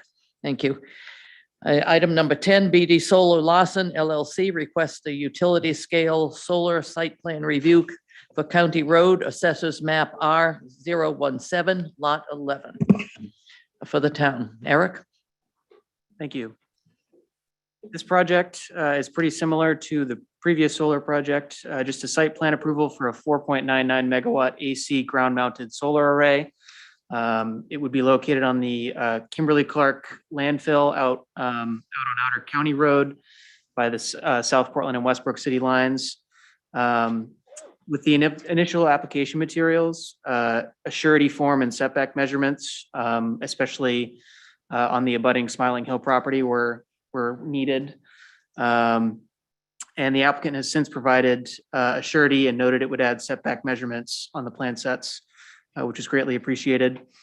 The project is also located in the Long Creek watershed, so that would require review by the Long Creek Watershed Management District.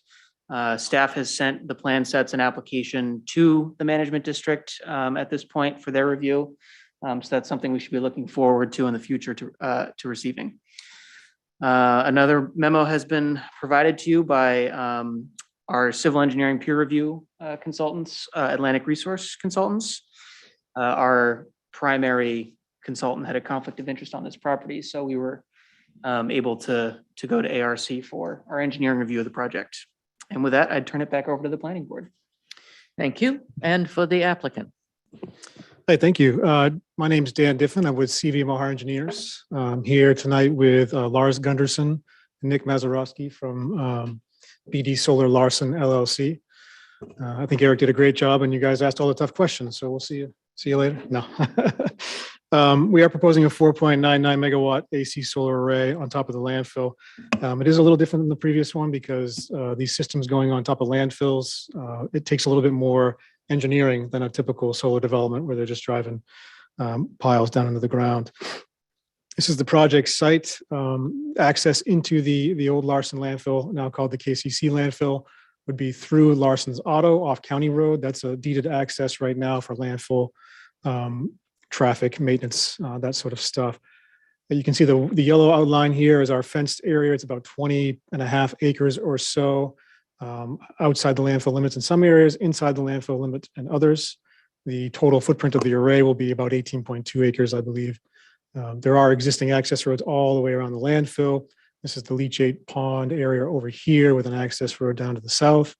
And then there's an access road on the landfill and then around the entire footprint.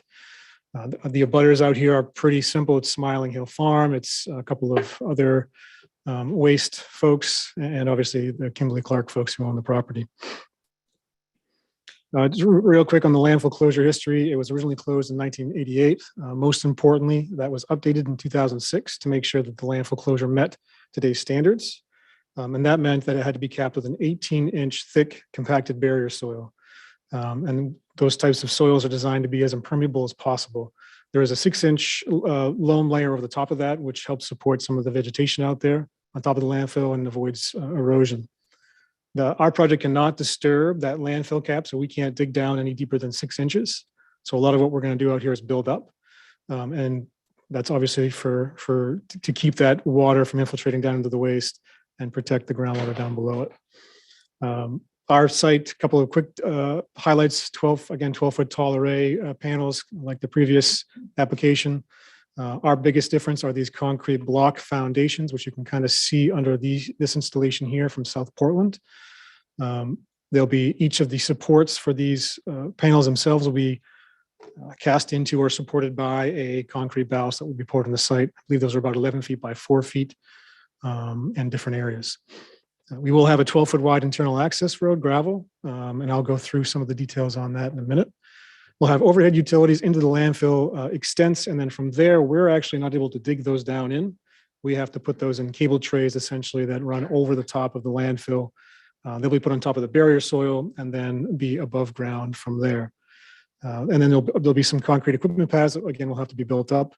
We have a 7-foot tall security fence. Our fence is a black vinyl coated chain link with a 20-foot double leaf gate at the entrance, the site entrance off of the landfill access road. Here's sort of the overview plan. Again, the red line here is that setback that Eric mentioned. I know he was concerned about proximity. I think over in this area is where we're the closest at about 6 inches, but we are on the right side of that 6 inches. So we won that one. Again, our 12-foot gravel access road will come off of the existing landfill access. So you can see this is a 20-foot wide road here that tees onto the landfill. We'll tie into that, and then our access gate will be right in here. And then from there, we'll have our 12-foot wide access into the array itself. Over in this area will be our concrete equipment pads, which will receive the overhead utilities to this point, which will go underground or I should say, on top of the landfill cap to those concrete pads themselves. You'll see a couple of rows in here that are a little bit wider for access. Those will be grass. There won't be gravel, but that is part of the emergency action plan, is to make sure there's space in there to move around if ever needed. Again, the 7-foot tall perimeter fence is shown. It's in black. It's a little bit tough to see, but generally around the 65-foot setback. There are a couple of areas we're clearing out here. We are clearing, I think it's about 30,000 square feet of trees, mostly in between the existing access roads in this area and the array. And that's for the fence construction. And then we'll have a small piece over here as well that will need to be removed. Again, we have the access road, and a small clump of trees here that'll be taken out. And then we do have some clearing here for the utility easement that's going to be required to get access for that utility corridor. Project impacts. One cool thing about this project is that the school department is part of a consortium that will purchase power from this project. I think there's quite a few entities involved in that, but it's kind of neat that the Scarborough School Department will pull from this array directly. We do, again, the 20-foot, the 20-acre fenced area within the waste limits. And then we do have about 1.2 acres of fenced area outside of the waste limits. And then again, the 30,000 square feet of tree cutting outside of the waste limits. Obviously, there's no trees on top of the landfill. In total, the project will result in about 38,200 square feet of impervious area. That's going to be all on top of the landfill. And that's an important distinction we'll get into when I talk about stormwater management. A small portion of that will be the concrete pads out there, about 640 square feet, 13,700 square feet of gravel access road, and then about 22,000 square feet for those concrete blocks under the array themselves. To talk a little bit about the stormwater management piece of this, I think a couple of the comments from the peer review engineer came through that we might need a stormwater permit by rule or stormwater management permit. The thing that's different for solar arrays on top of a landfill, and we've permitted, I think, 10 or 12 of these now, is that anything within the waste limits or the permitted boundary of the landfill is only subject to the Solid Waste Bureau regulations. So we filed a minor amendment to the solid waste permit for this development, and anything within that footprint is covered under that amendment. So we don't have to go after stormwater from the Land Bureau, which would pull us into like a stormwater management review or into that urban impaired stream standard. We're outside of that because we're meeting the requirements of the solid waste minor amendment. And partially that's because what's on top of a landfill right now is an impermeable barrier layer other than the 6 inches of loam. So you're not going to get a lot of stormwater issues from a landfill itself. We do have the solar decommissioning application we'll go through with the state, but we did submit the decommissioning plan and a surety on, I think the surety came in on Friday after Eric's comments were received. We are working with DOT to confirm if we need a driveway entrance permit off Old County Road. It is a change of use, even though traffic out here will be 2 or 3 times a year for a truck or a mower. We may have to get an entrance permit just for a change of use. No improvements to the intersection. And then we did receive our FAA notice of construction approval for this site. So we're clear in terms of the local airports. So that's the sort of the overall summary. A little bit more about stormwater. I think one of the comments was about Long Creek and the fact that we're in that watershed. And doing a little bit of research after we got that comment, because it caught me a little bit off guard. There is a small sliver of area here that does fall in that watershed. So we're happy to work with the district to go through a review. I mean, we've worked with them in the past, so that should be relatively straightforward on their part, I would think. And then we do have one of the comments as well from the peer review engineer mentioned the increase in peak flows out here. One of the challenge of modeling pre versus post for a landfill is you really can't capture that impermeable layer with the sort of the curve numbers that are built into the program. But what we've done on this site in particular is we minimized the width and the size of that road to 12 feet and tried to keep it only the areas where they needed access for maintenance and other items. And we've kept that impervious area down as low as we can. We do have some concrete blocks that we need to deal with. But because of everything we've done, we've been able to limit the increase in the 25-year storm to less than 0.5 CFS over, I think, a total of 15 CFS. So when we've worked with DEP in the past on these projects, that's been an acceptable tolerance for them. So we'd look to the board and we can work with the town engineer as well to talk about that more, if that's more of a concern. Sorry to talk so long, but if any questions, I'm happy to answer. Thank you. This item is subject to public comment. Is there anyone online, Jay? I am not seeing anyone. Is there anyone in the room who wishes to make a public comment? Thank you. In that case, the public comment period is over. I turn to the board. Let me start with Mr. Meinking. I really like the fence of the last applicant in that the bottom was open for the critters. Are you going to address that? So we do show a 3-inch gap, 3-inch gap under the fence at this time. Yeah.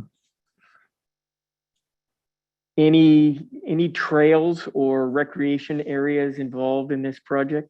I hope not on top of the landfill. Just getting it for the record. Thank you. the power coming overhead is just from the service entry, you're going underground and into the transformers, right? So the power will come overhead, and then it will have to go into these cable trays, which will be a couple of feet off the surface that will run into the concrete Okay, equipment. so we won't see those. No, no, they won't be elevated. No. And I think that's pretty much covered my questions. I'll let somebody else go, Madam Chair. All right, I will, rather than take folks in order, I'll look at raised hands. Jen? I'm curious what those cable trays actually do look like. I don't have a picture, but it's essentially just a raised, are you familiar with cable trays inside of a building up above on the roof? Yeah. Yeah, it's like a small U, metal U that'll have different supports, brackets that'll go down to little concrete pads. Okay. So from a layperson standpoint, going by this, or no one's gonna go by it, but let's just say they did.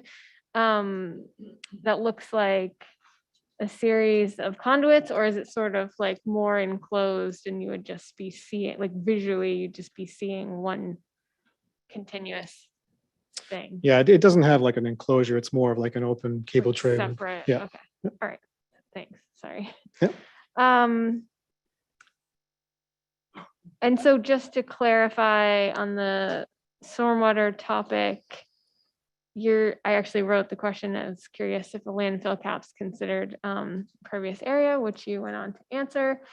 But so just your calculations just start like outside of that?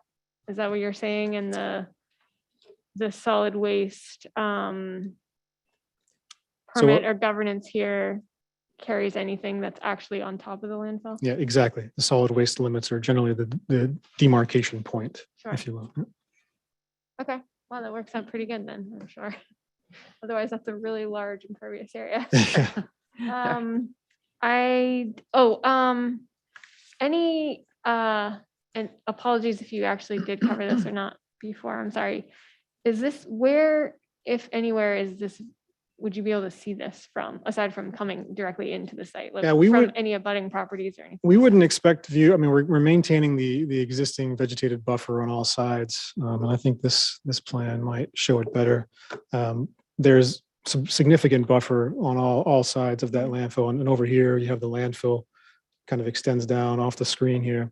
And then on Smiling Hill Farm, we're going to have that same vegetated buffer with a 20-foot strip cut through. So we don't anticipate this being any visual impact. Okay. That's what all I have. Thank you. And Roger? Thanks. Just kind of curious, because this is on a landfill, when you're actually constructing this, will you have to have representatives from DEP come down and make sure like all the pads are appropriately placed and everything like that? Awesome question. We will. Yeah, there's a lot of specific construction techniques that are going to have to be used. They'll have to use all low pressure equipment and timber matting in areas that might be soft. And then we'll have an inspector on site throughout the entire process. Is this landfill, is it a dome or is it just like a plateau? It is a dome. I mean, it's a subtle dome. I mean, most of these are sloped at 5 or 10%, and it has kind of a ridge that kind of goes through the dog leg here, if you're a golfer, and before it kind of grows out into the bigger landfill piece. So it's a ridge, which is, I think, why this portion, small portion of it is in that Long Creek watershed and the rest of it is outside. So do you have to have all these pads custom developed to meet the slope, whatever? Yeah, so what we do is we would, on the slope, is we'd go down that 6 inches over the entire pad length and we'd level them out with stone. So each of the pads will sit on like a crushed stone leveling course. I'm all set. Thank you. Karen? All right, Chad? Just curious if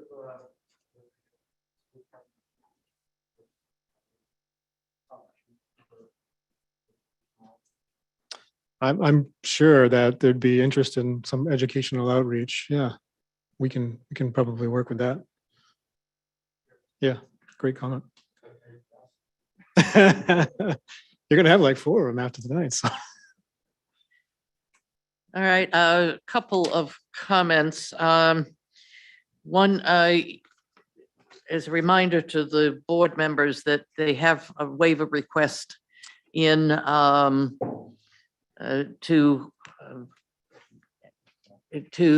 the traffic impact study, since there are going to be no additional traffic beyond the construction trips. So when time comes to vote on this, we will be voting on that waiver, just as a reminder. I noticed that the Atlantic Resource Consultants did mention that this was also in the Red Brook watershed, which is also an urban impaired stream. And they have a suggestion under project plan set number 3B. They suggest 2 stabilized parking areas included near the inverters or other area where inspections are to be more frequent. Would you care to comment on both the watershed question and whether those parking spaces would be appropriate? Yeah, so when it comes to the Red Brick watershed, again, we're removed from consideration from that because all the impervious areas on top of the landfill. So we won't have to submit anything to DEP to address that. And I should comment that the way the projects we've worked on with DEP in the past for these solar arrays is they consider the area underneath the arrays themselves self-treating essentially, because it's maintained as a meadow and they've determined that that can serve the purpose as a meadow buffer. We don't have to go to that formal determination with the Solid Waste Bureau, but we feel like the water from this array will be treated in the meadow on top of the landfill. So while we don't have to meet the Red Brook watershed requirements, we're fairly confident that there'll be treatment of the impervious area, the runoff from the impervious area for this project. And the second item about the parking area, I guess I've never had to design a parking area on top of or for a solar array because traffic is so infrequent out there. And we do have a pretty convenient area here with a 12-foot gravel road tees where folks can park if there's more than one truck out there at a time. We're lucky out here with the landfill access road that there's ample parking outside of the array if there's more than 2 people that need to be there at one time, or 10 really, because there's a ton of gravel road that they can use for parking. So we would prefer not to have to add additional gravel area on top of the landfill for a use that's probably not going to be needed. All right, thank you. Jay, I'd appreciate your wisdom on the assertion that I guess that they don't have to. Does Scarborough have any ordinances that are concerned with our urban impaired streams that actually come into play with this project? So I think this gets a bit to the newness of the program and staff needing time to have conversation with DEP to understand how they see projects such as this and how they treat them. As was mentioned, we are required to send projects in the Long Creek watershed to the Long Creek Watershed Management District. So we've done that. And with respect to Red Brook, there's watershed, there's discussion around meeting DEP Chapter 502. But I think, again, if we can have a conversation with DEP staff and get an understanding of where they're at with these items, potentially we can, we just really need to have time to understand these issues. All right, thank you. That's very helpful. And do you have any other questions of us or any of the comments of the staff have made or the Atlantic Resource Consultants have made? No, I think there are mostly minor tweaks here or there, so we're fairly confident we can address those comments working with staff. All right, I would suggest that you move fairly rapidly because we do have another meeting in December. And then our next one will be after the new year. So work with the staff. You'll find that they're very helpful. They have been so far, so I All appreciate right, that. thank you very much. All We'll right, thank see you you. again. And Dan, can you send me that updated plan set with the setbacks? so I can. Yep, Thank you. yep, absolutely. All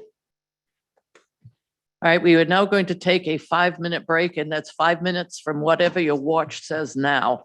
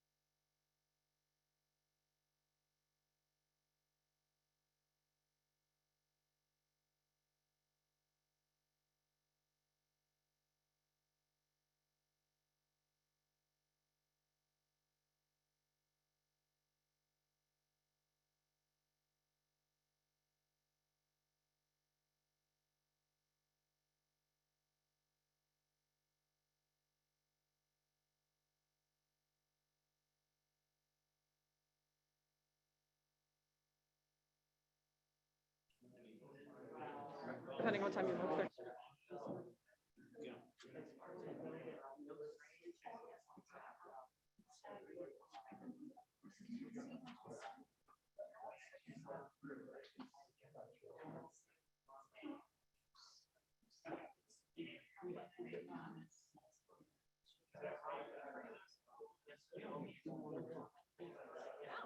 Three more.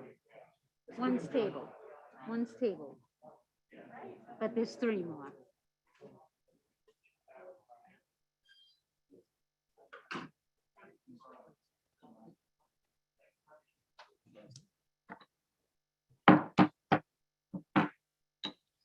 We are back in session.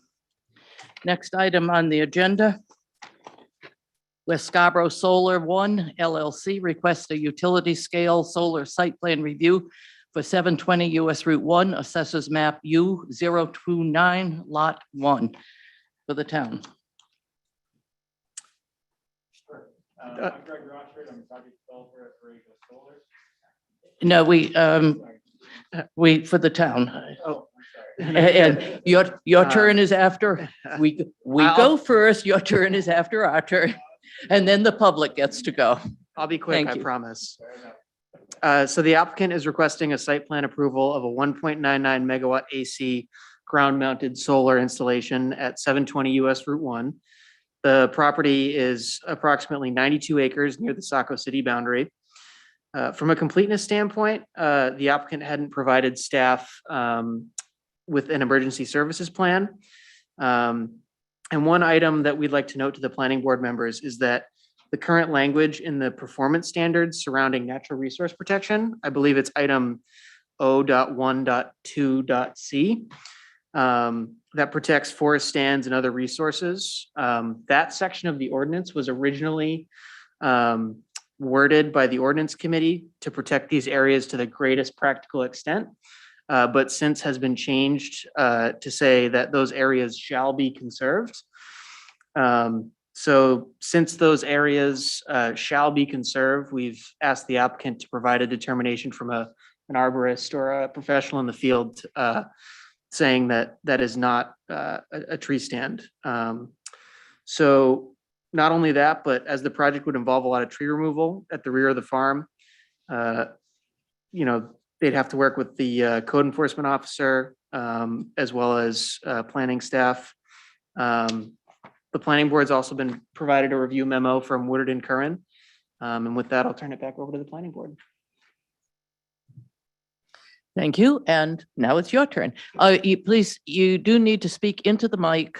This is going out, people are on Zoom and YouTube, and it's the mic there that picks it up. Sure. Yeah, and sorry to interrupt earlier. I'm Greg Rochford. I'm a project developer at Borrego. I'm with Holly Ganser, our civil engineer. A little context on who we are. Borrego is a national commercial and industrial solar developer. We've developed, built, and operated well over a gigawatt of solar projects across the country. Our core markets have been Massachusetts, New York, California, more recently Illinois, and very recently Maine as of 2019 when the market here really opened up. So we've been very active in Maine over the last few years, and we're excited to present this project to you. We've been in a lease agreement with the landowner, Ralph Larry, since earlier this year, and have also coordinated with the farm on the property, Two Farmers Farm, as we've developed this project. We already have an interconnection agreement with CMP for this project. Makes a lot of sense. It's right on 3-phase, very close to the Dunston substation. So electrically, this project makes a lot of sense. One note that I can add, just based on your comment about the forest stands, we can move forward with an arborist and get somebody out there to study further. The landowner has done a lot of thinning on this property over the years. It's not a very dense area of trees. I would not be the right person to determine whether there's a forest stand on the property or not. So that we will have to determine for you guys. But I just wanted to mention that there has been forestry activities on this property historically, before we've ever spoken with the landowner. I can turn it over to Holly to talk a little bit about the site. It's right diagonally across from Dunstan Tap and Table. I'm sure you guys all know where this is, but Yep, so as mentioned, this is 720 Route 1. Two Farmers Farm is located and operating currently on more of the western part of the parcel, and we will be proposing our project on the eastern part of the parcel. The fenced area is about 8.15 acres, and as mentioned, there is tree clearing on this property, and that tree clearing would in total inside the fenced area and outside the fenced area for shade control management would be about 10 acres of clearing. We're proposing an access road from Route 1 into the site to the equipment area and where the energy storage is proposed, which would also provide a bit of a turnaround and parking for any of the maintenance equipment or vehicles that would need to come in to maintain the site the few times a year that it is, they would need it. The site is enclosed by a 7-foot chain link fence with a wildlife gap. It's about a 6-inch wildlife gap that you've heard talked about a few times now tonight. And the site is fully enclosed by that. We received the note about making the gate wider, which we can do certainly. And that gate, and we'll explain this in the emergency plan that we will provide, but that gate will have a Knox box on it as well to allow emergency vehicles access anytime that they need it. There are a few natural resources on site. We've got a wetland series up on the north of our proposed array. It's a bit hard to see on this aerial. I can actually switch over to a different plan.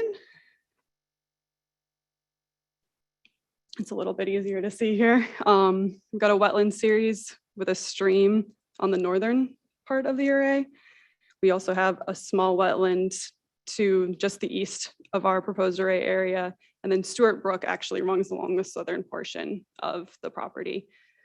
It was noted in our review with one of the state agencies that they recommend a 250-foot boundary off of Stewart Brook. And that was noted in our review as well in the comments we received. And that boundary is actually a part of this resource protection area that is designated by the town as well. And we are proposing just a small amount of tree clearing in there, and we'll work with the CEO to get approval of that small area. And that's noted in our application is requesting the tree clearing in that small area along there. The trench and electrical line runs underground from the equipment area, basically to about, I would say around 250 feet away from US Route 1, where it actually comes out of ground and goes into a pole farm to where we interconnect and connect into the CMP lines. We are proposing a small amount of stormwater detention up in the corner, and that's just to ensure that any runoff that's leaving our site when we're doing when we're accounting for the change of a forested area to our proposed final landscape and plan is we're accounting for just a small amount of infiltration and everything along this corner to make sure that our rates, we're leaving the site better than it is existing. We're proposing a pollinator mix within the fenced area. And then on the outside where we're calling for trees to be cleared, in that tree line, like I mentioned, it's just for shade management. We're proposing just some small brush, and it won't be that pollinator mix, but it's small brush so that won't grow tall enough to shade our system. But it will be a little bit more dense than just the pollinator mix inside the fenced area. And with that, I open it up to the board for questions. Thank you. This item is also subject to public comment. Jay? Not seeing any at the moment. All right. Is there anyone in the room here to make a public comment on this project? Seeing none, I declare the public comment period over, and we'll turn to the board. Rick, you're doing such a good job down there. Why don't you Sure. lead off on this one? Well, some of the questions that I was asking before have been answered, but I will ask this one. Are there any trails or recreational areas within the confines of this system? No, there is currently just an access road for the farm that will be improving, but it'll still be used by the farmers. Thank you. Just by the material that I've read and looked at, there's, you know, a lot of things that I assume you're going to provide the staff so that they can do a more comprehensive look at your emergency service plan and your maintenance and operation plan and your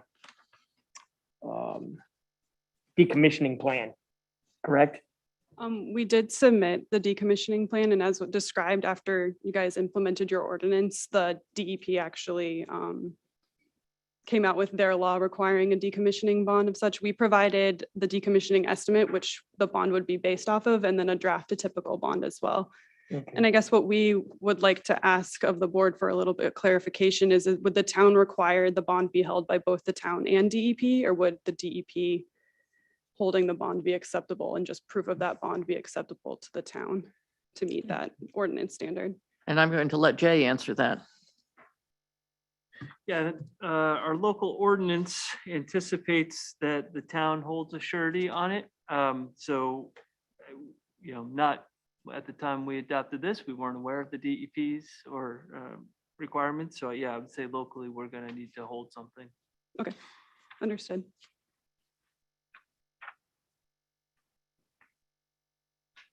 I don't have anything further, Madam Chair. All right, thank you. Roger's got his finger on the button again. Yeah, let me just get something clarified. So if this is all forested right now, this lot. So if it's decided that this is a forest stand, according to our ordinance, this can't be developed. Is that correct? That's correct. This was a fairly pointed conversation at the ordinance committee level when this was developed through the process. They did have some concerns about sort of this ordinance providing incentives to see sort of trees removed and other resources, working agricultural lands or what have you, sort of taken out from that use and put into solar use. So again, it is pretty explicit around meeting the forest stand as defined in the shoreland zoning ordinance. So the shoreland zoning ordinance has a definition of forest stands, which from the hip roughly says, you know, if it's trees of roughly the same, you know, age and maturity and what have you, then that's considered a forest stand. So I think that's where we would look to the applicants to have a professional provide evidence like they do for every other type of requirement, determining whether it is or is not a forest stand. If it's determined to be a forest stand, then, you know, that would sort of put a significant hamper on this project such that it wouldn't be able to move forward through the review process because the ordinance is clear that it shall be conserved. Well, shouldn't we get that clarified first before we move forward? That's one of the, yes, they will need to provide additional information on that. Yep. Because I think it's a good project, but I think we've got to get that. Yep. And otherwise, you know, we're asking questions about something that may be irrelevant. Well, I think it would be very helpful for us to ask questions that they can perhaps clear up in their next submission. Clearly, the question of a forest stand is kind of the gateway. And as I understand, you know, from conversation with Jay, a forest stand has a much more technical definition than a bunch of trees. It's not a bunch of trees. The question is it a forest stand, which is defined in our ordinance? And apparently it's going to take an arborist to make that definition. In the meanwhile, if there are ways that we can provide them with feedback or concerns or questions that they can address, and they get a determination that it is not a forest stand, then they can move forward and they will have our thinking on some of the other elements that are needed in the plan. So I don't, I assume that you all are willing to let us ask you questions to make sure that once this determination is made, you are all set to go forward? Yes, we would very much like that. please. Okay, I kind of thought so. Roger, were you done? The only other comment I would make then is, they've been sitting here, so you've heard the other comments we've had with the other applicants. I think you know what we're looking for. So I have nothing further at this point. Nick, thank you. Karen? Yeah, I just have a question about, it looks like the fenced area you were saying is gonna go into the wetlands and you're gonna work with staff on to get permission for that. Is that something they need approval from, or is that just? So that would be part of the plan board review process, and really what we talk about when having the code enforcement officer involved is when the clearing occurs, we'll really just be sure we're delineating that area and staying confined to that area if it's allowed to move forward. Right. I So guess my that's question really that come what it's from about. zoning board is there a feasible alternative to putting the fence somewhere else other than into the wetlands? And you don't, you know. Can I clarify something Absolutely. for you? So none of the fenced area is within the wetlands, and we are actually avoiding this project with, on this project with tree clearing from the wetlands as well. The area that I noted is a part of that is the resource protection area. So that's actually just an additional kind of protection that the town put on Stewart Brook as a buffer. And that's just, we're just requesting that small area of tree clearing to be allowed in that protection area. Okay, I see that now. Thank you.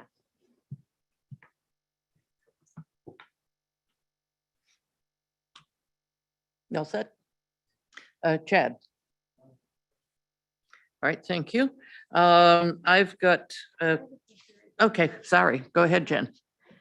Just to elaborate a little bit on the last comment, I'm curious why, where all of this area is to be cleared. So for example, if this was already cleared and you were sort of trying to work within a previous existing field shape or something, that I could see how that would be a different situation, but where you're proposing all of this to be new clearing, why, or is there an option for sort of reconfiguring the bottom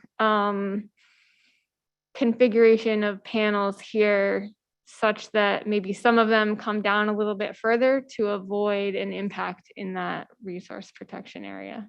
We can certainly look at that with pushing the racking further to the south in other areas. That wouldn't help us reduce the tree clearing as a total. It would just kind of shift the tree clearing further south in those spots, but we can definitely look at that. Sure. I guess that is my request, is if you could, if it's possible to do that. And I recognize that, you know, you're clearing for all of it. If you have that choice and you're sort of starting from that blank slate, and then there is the opportunity to sort of reshape that a little bit, you may avoid that work in that area altogether, which I think would be good.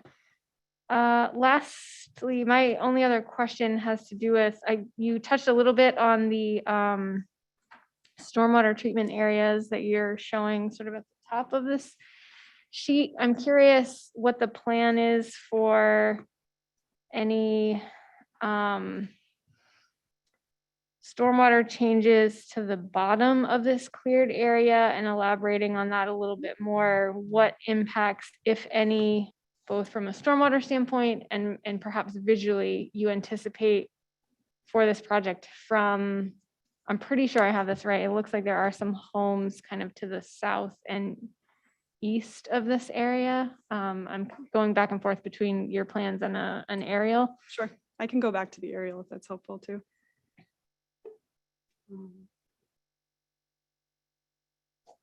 Yeah.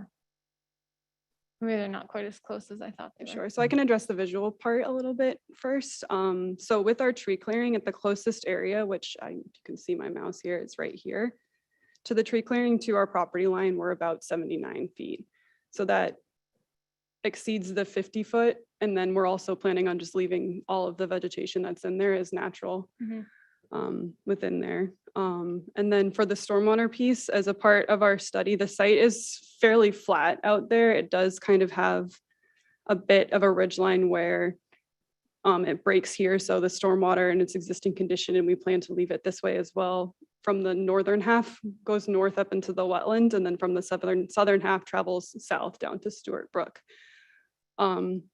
We aren't proposing anything on the southern portion because we found when we did our calculations that we didn't need to, that the runoff was already lower, leaving the site from that spot. What's happening is we're collecting the road in a swale and then sending it down. And that's why we're proposing to do mitigation on that northern part, because we're accounting for that change in land cover. Okay, so even the change from forest cover to say field would be, and then, so the surface cover change from forest to field plus whatever sort of forested buffer you're leaving between there and the brook is enough.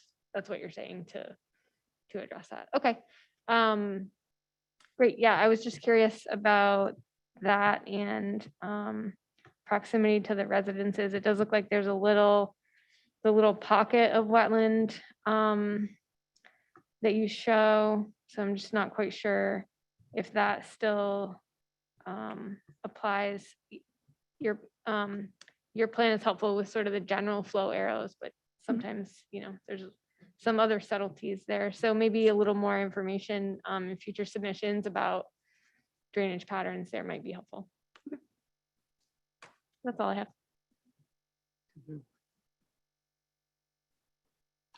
Thank you. I do have a question about the fence, the chain link fence. Is that going to be painted, coated, what? We weren't proposing it to be coated, but if that's a request of the planning board, we can. coat it Yeah, as well. the town prefers that it either be painted matte color or coated vinyl. Sure. So when you come back to us, say what you're going to do. Yep. Okay? Yep. And I think I noticed that you're going to use a pollinator mix, and my comment to one of the prior folks also says this is a perfect opportunity for bees. Bees are, we need, the pollinators are in distress in a lot of places through Maine. So the more opportunity that we have to provide them with food and a place to at least live while they are out and looking for that food and making their honey, the better off we are as a whole in terms of our environment. So again, I urge you to take a look at tying up with a local beekeeper, getting a couple of hives in there, and that I think would be very helpful to our environment. So take a look at that. Do you have any questions of us? I don't believe so at this time, no.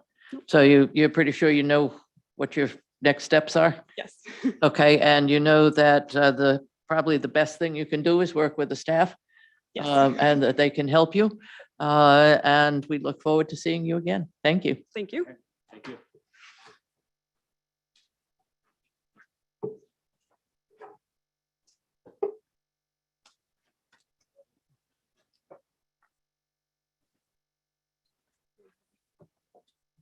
Next item, number 12, Scarborough Property Development LLC requests a site inventory and analysis review for 70 Holmes Road, Assessors Map R032, Lot 14. For the town, please. Yes, thank you, Madam Chair. So this is the first step in a three-step review process for the Beech Ridge Speedway. This, as I said, this is the first step in the plan development process, which is the site inventory and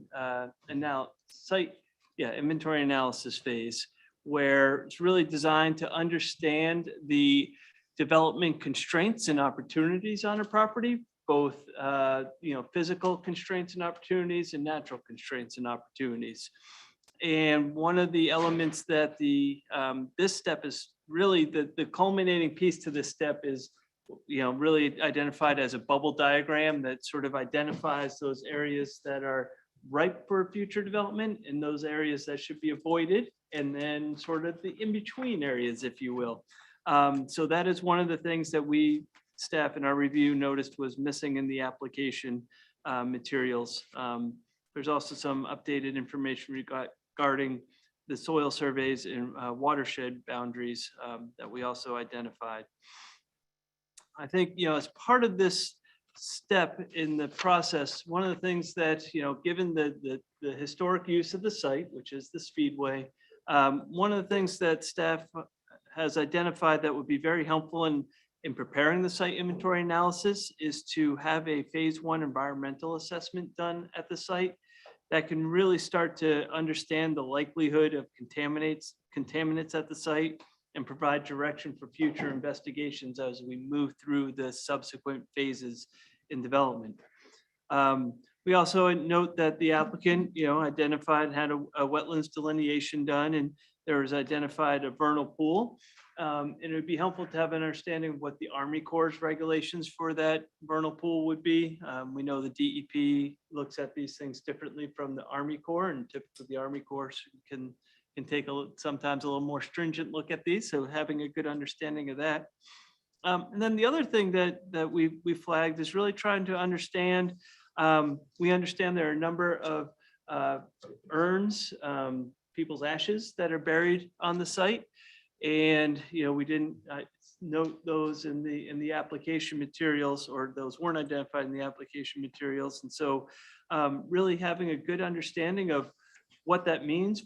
Obviously, we want to be respectful of those folks. And I think one of the things that staff reflects on is we know there's a lot of state regulations and requirements if there's a body in a casket type situation. What we don't and haven't come across is what are the regulations and requirements when it comes to urns. I don't think there's the same level of requirement when you bury someone's some ashes, but again, I think that's something that we'd want to have a good sense of as part of this step in the process. I think those are really the main elements that we flagged. And so with that, Madam Chair, I'll turn it back to you. Thank you. And for the applicant. Yep, good evening. My name is Travis Letelier, Northeast Civil Solutions. And I apologize, I don't have a computer. Is there any way you could possibly bring up the plan sheets? I brought a USB, but I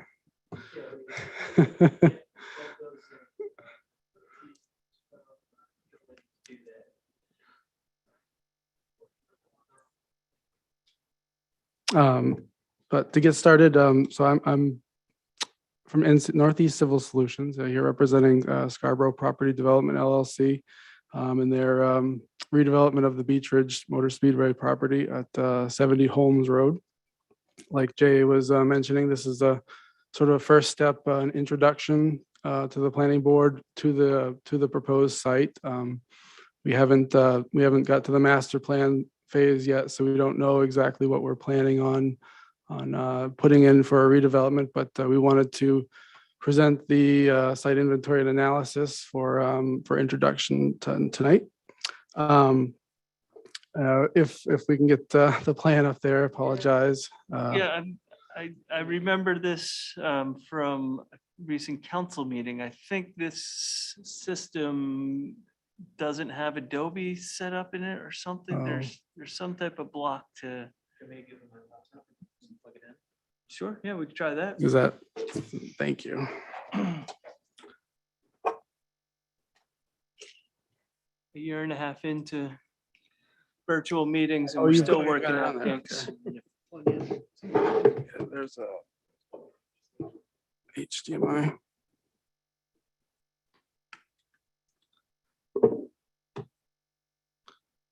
There we go.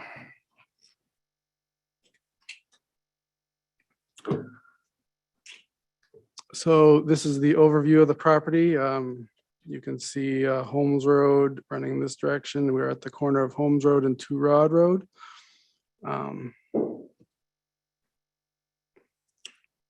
This is a little bit more in detailed view of the property showing the existing track. There's also a large gravel parking area. There's sort of the maintenance yard. And in the sort of back half or the south end of the property, there's a large forested area with a finger of wetland. The vernal pools we were talking about, there's one here at the property line, and there's a second very small one at the property line as well.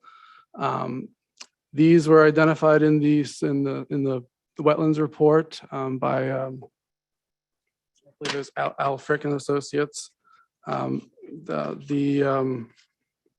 wetlands weren't identified as significant. So as far as regulations, the Army Corps will regulate a 750-foot buffer if there is actual impact to the vernal pool. But if there are no impacts, then it's essentially, as long as you stay out of it, there's no additional regulations. And with the DEP, it's similar because it's not considered a significant vernal pool.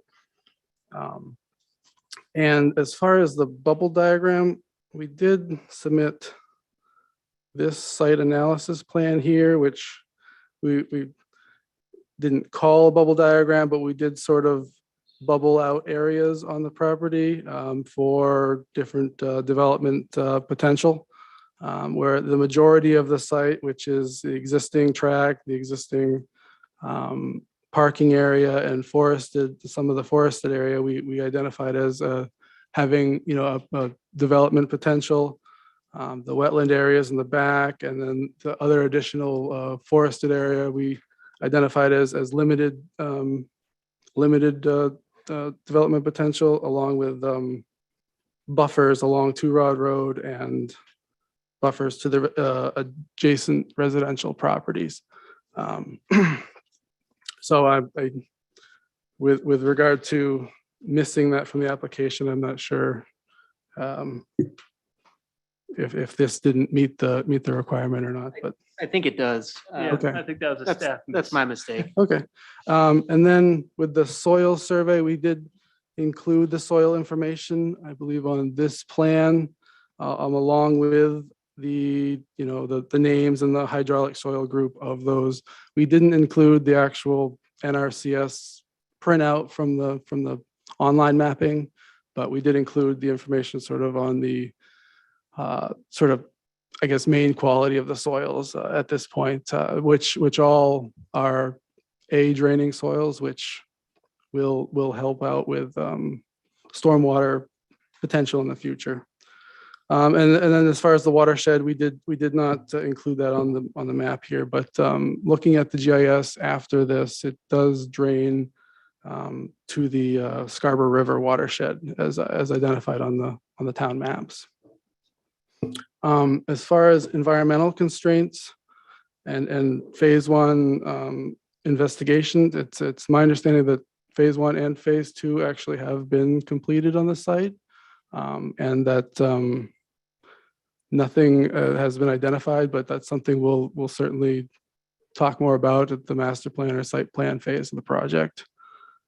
And as far as burial, that's something we're still investigating. We're not really sure about the exact extents or what has been buried on site. That's something we will certainly investigate more, and if there's any legalities regarding that, that's something we'll be presenting at a future date.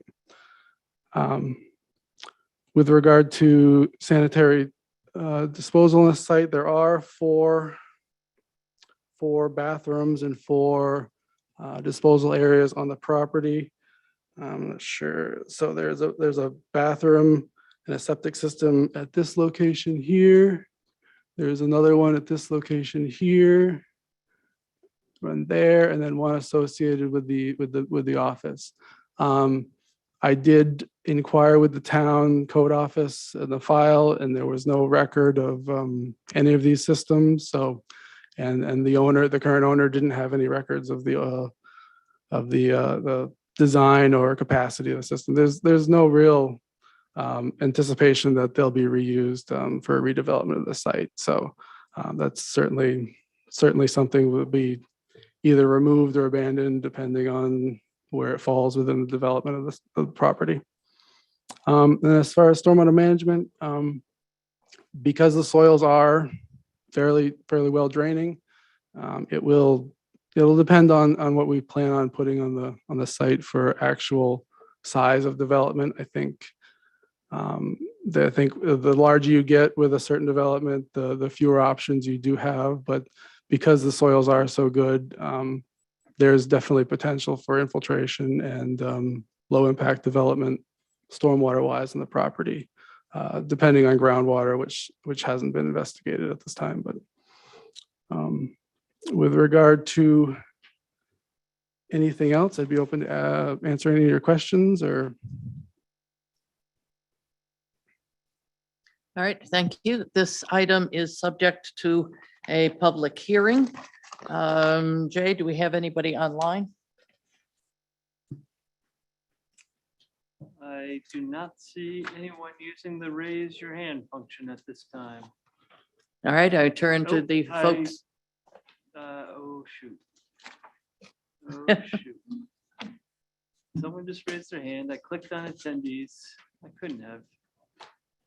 I'll just ask if anyone is online that would like to speak, please use the raise your hand feature. Someone's hand went up and down pretty quickly, so. All right, let's turn to the room, and then if somebody from somebody who is online raises the hand, we can follow up with that afterwards. Is there anyone in the room who would like to make a comment? Thank you. And if you could go to the podium, your name and address, and remember, please, that we're going to limit this to 3 minutes. I also will note that we have received 2 communications from the public about this that the board has received and read.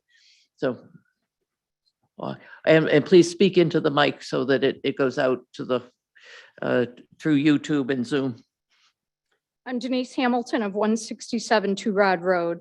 I'm one of the 5 homes as indicated in the plan development binder submitted with the application that abuts the 55-acre parcel known as Beech Ridge Motor Speedway. Although there are actually 7 homes that abut this parcel that are in the rural farming zone with a light industrial overlay per my past conversations with the town. There are no 100% commercial properties that abut the Speedway. I'm speaking on behalf of the thousands of members of Save Beech Ridge Speedway and the thousands who have signed the petition on either change.org or the Save Beech Ridge Speedway website wanting to preserve the history of Beech Ridge Motor Speedway and keep this as a racetrack in our community.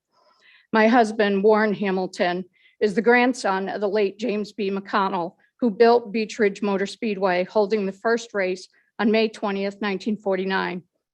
Jim McConnell immigrated from Nova Scotia at the age of 12, became a resident of Scarborough, and began building Beech Ridge Speedway in 1948 at the age of 36. He operated the track for more than 2 decades before selling it to Calvin Reynolds with a gentleman's handshake that it's to remain a racetrack. In 1981, Calvin sold the track to the late Ralph and Jane Cusack with a first right to refusal. Calvin Reynolds had exercised his right on April 8th, 1986, and a final release occurred on August 28th, 1999. Ralph and Jane Cusack operated along with their 2 sons until the mid to late 90s before turning it over to the current owner, their son, Andy Cusack. For more than 6 decades, it ran as a premier family entertainment venue in Southern Maine. It wasn't until deterioration, no marketing, no upgrades, and bad publicity that attendance and participant numbers fell. This has been an operational track for 72.5 years. We are aware there is a buyer or 2 has wanted to buy the track, make much needed improvements, and return it to the premier family venue it once was, and started by James B. McConnell. I noticed in the application, they make note that Beech Ridge Motor Speedway is one of only 60 NASCAR sanctioned tracks in the country. But what they don't say is, which is much more important, is that Beech Ridge Motor Speedway is the only NASCAR sanctioned track in the state of Maine. That is recognition that the town of Scarborough and the community should be proud of. It may not be on the list of historical properties and not because it's been denied, but certainly deserves to be with the history to this town. This is a landmark racetrack that has been home to many drivers who have gone on to race at a higher national level.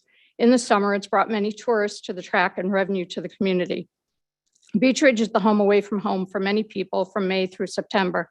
Many of those people met at the track, married, raised their families at the track, and even buried their loved ones' ashes in the infield or spread ashes around the track. I might add, Jay, that I never said that there were urns. The ashes are in the ground. The families of those loved ones, including mine, are distraught and disgusted to know that the final resting spot given permission by Andy Cusack is being disregarded in the sale, and the developer until now was more than likely unaware there were human remains in the infield. Some of those people who have remains at the track are James B. McConnell, builder and founder of Beech Ridge Speedway, Warren Hamilton Sr., father to Warren Hamilton and son-in-law to Jim McConnell, Tom McKean, Cliff Westcott, Leonard and Laura May, Will Bunnell. 30 seconds. Sorry. Many people with their ashes. In addition to the ashes, it is very much known hazardous waste buried throughout the property within that 55-acre parcel, but also what's in the ground at the old town landfill that sat behind the track and garage. As a resident of Two-Rod living in the home my husband grew up in, we asked the town of Scarborough to please deny this request and let us have our home away from home, which is Beech Ridge Motor Speedway. And in closing, there's one word spoken by Jim McConnell, Calvin Reynolds, and Ralph Cusack that was very important to them, and that's family. On behalf of those who have grown up at the track and lived by the track, we want to continue our traditions, attending races with our friends and families, and honoring those whose final resting place is at Beech Ridge Motor Speedway. Thank you. Thank you. Thank you, Ms. Hamilton. Is there someone else, anyone else in the room who would like to make a comment? Then the comment period is closed. Assuming, Jay, that nobody, Nope, I'm not seeing That's- anyone. okay. Yep. All right, we'll turn to the board. I do want to make a preliminary comment here, and that is that this area is a brownfield, and as such, for a site inventory and analysis, it's very important, I think, for the developer to take a look at what's in the ground, what might have leaked into the ground, what might be buried in the ground, not just the soils on the site, but what's happened to the site since it's been used. That becomes a very important part of an analysis when you deal with a brownfield site. So let me turn this over to the board and I will suggest that folks just raise their hands as they want to make comments.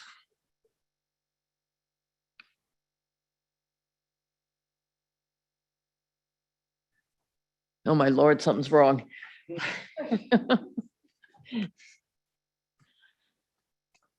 All right, if the board has no comments, I actually do, which is probably not surprising to folks. Let me talk about a little bit about the history of the Speedway. While I didn't go there, I have fond memories of a place called Thunder Road in Vermont when I was in grad school and going there. As a matter of fact, an anecdote you probably don't care about, but I was there with my fiance, and when the announcement came over that President Nixon had resigned. So that actually has, the Speedway has a memory for me tied to the political world. And I understand the feelings of people to whom it is a very important place. As I understand it, the Speedway is sold, that it is not going to come back. And I understand the concerns about the people who want to save it. But at this point, it does not appear as though the developer has any necessary intent to reconstruct it, but rather to come, but rather that something else is going to be going in there. But that doesn't mean that the developer can't recognize the history of the Speedway and the community that was created because of it. So apart from the site inventory and analysis, I would urge the developer to come to us when it goes into another phase with a proposal to put a memorial on a section of the land that would be accessible to the public, something that would be meaningful for the families who grew up around that Speedway, something that those families could go to and just sit and reflect, perhaps benches from the grandstand, something along that line that would give them a continued connection to the memories that they have. You can work with the Town Historic Preservation Society. You could work with the families. You could work with the neighbors and come up with something that truly recognizes the importance of that Speedway in the life of Scarborough. I think that would be something that would be very important for the developer to do in terms of community relations and in terms of showing that understanding of what it means to the people, for whom that was a real community and a real family. Beyond that, I think we do need to see more of the bubble design.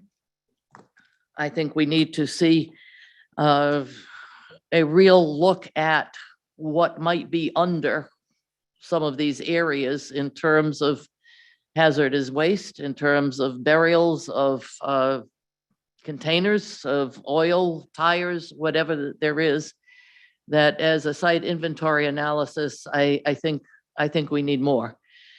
What you're talking about is developing, as I think I recall the figures, a development of 1.5 million square feet, of which 1.2 million square feet might be actual building.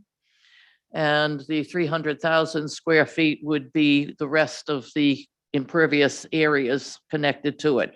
That seemed to me to be what the application was going for. That is very extensive. It covers a great deal of the ground area.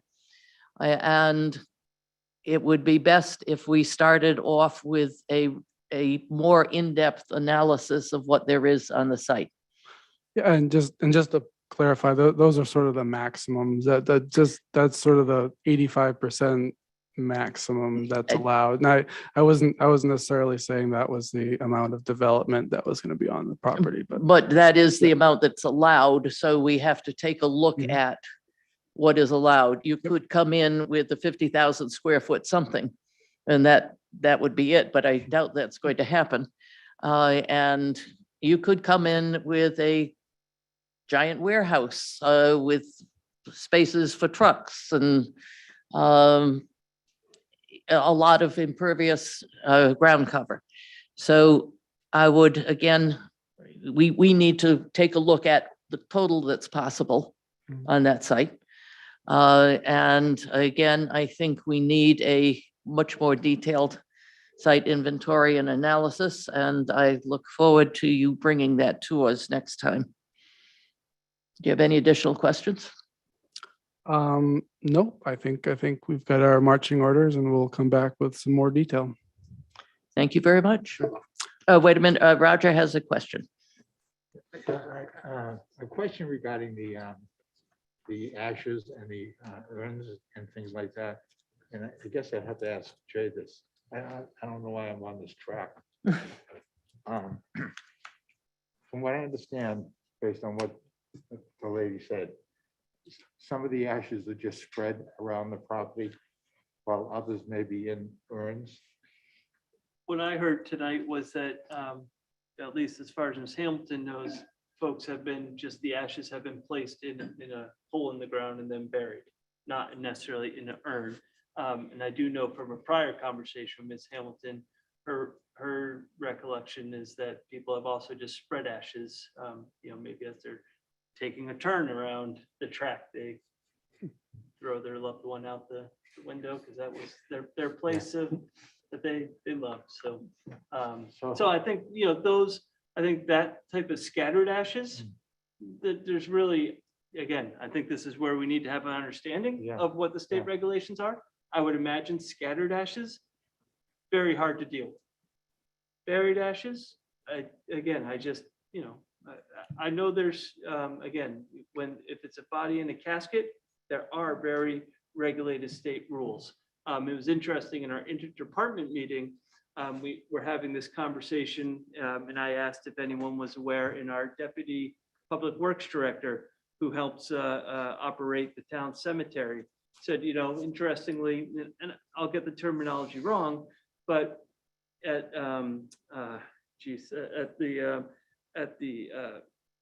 the cemetery down off Old Blue Point Road, for an example, he said, it's interesting, I hadn't thought about it, but when we get someone's urns or ashes that we put in, we don't have to do, there's some type of state sign off that you have to do when it's an actual cadaver, a body in the casket. There's more state sign off and regulations and registration about that. He goes, when it's an urn, it's, he's like, oh, we actually don't do much. And he wasn't really sure what the rules were either. So again, that's where we're just looking for more information, see what the applicant team can unearth, so that can give us a starting point for our review. So we're not sort of starting from zero on the conversation. Yeah, I understand the confusion on it because,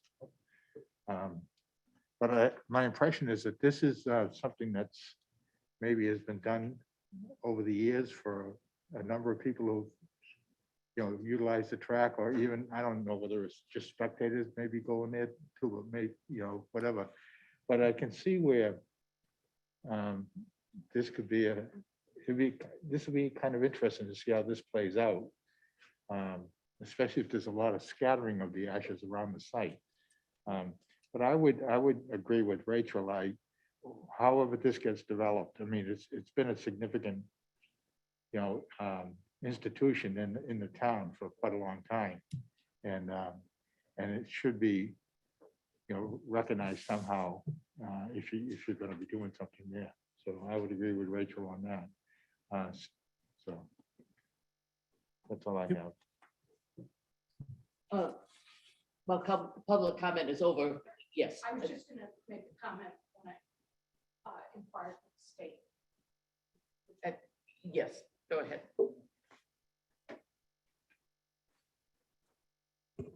When I inquired to the state about ashes being in the ground and whether, permits were needed or anything like that, what they said was, if it is on private property, all you need is the permission of the landowner if you are not the landowner, which everyone there who has ashes in the ground have had permission from either Andy Cusack or his late father, Ralph Cusack. And if the representative can clarify if there's a purchase and sale agreement or if it has been sold. Certainly. Could you clarify that? At this point, I'm not sure exactly if it's actually closed on any sale. I believe there was a purchase and sale, but I don't know if it's actually closed as of this date. So. All right. That's a distinction that becomes important as we go down the. Oh, absolutely, go absolutely. down the Right, track, yes. so to speak. Yeah. All right, thank you. I think. You all set? Yeah, I think we're all set. I hope you're all set, and Yes. I appreciate you saying you got your marching orders. Thank you for the comments.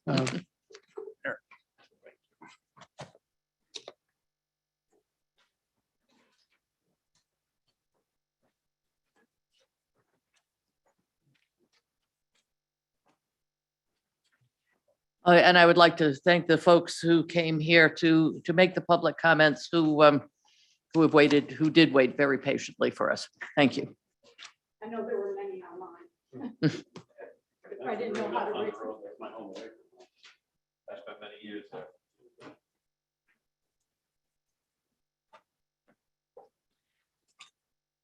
All right, our next item, remember, if you recall, item 13 was tabled. Item 14, HFR Holdings LLC requests a site plan review for lot 35 in the Innovation District at the Downs. Assessors map U053, lot 35 for the town. Unfortunately, we can't do it. Oh. The laptop. Oh, you want me to just pull up the plan sets? Is Oh, that the great. materials that you had sent us before? That's Or is correct. that? Yep. Yep, that's Yeah. fine. Thank you. You should have it on Dropbox, right? So it's just the application materials that you're looking for, is that correct? There were renderings that were sent today. Those were just the ones we were going to use, that's all. Okay. Did you get? Oh, yeah, I did. All right. So I'll All right, do. all right, yeah, while it- Eric operates that. I can do a brief overview. All right, looks so Dan has saved the day. Dan may have it.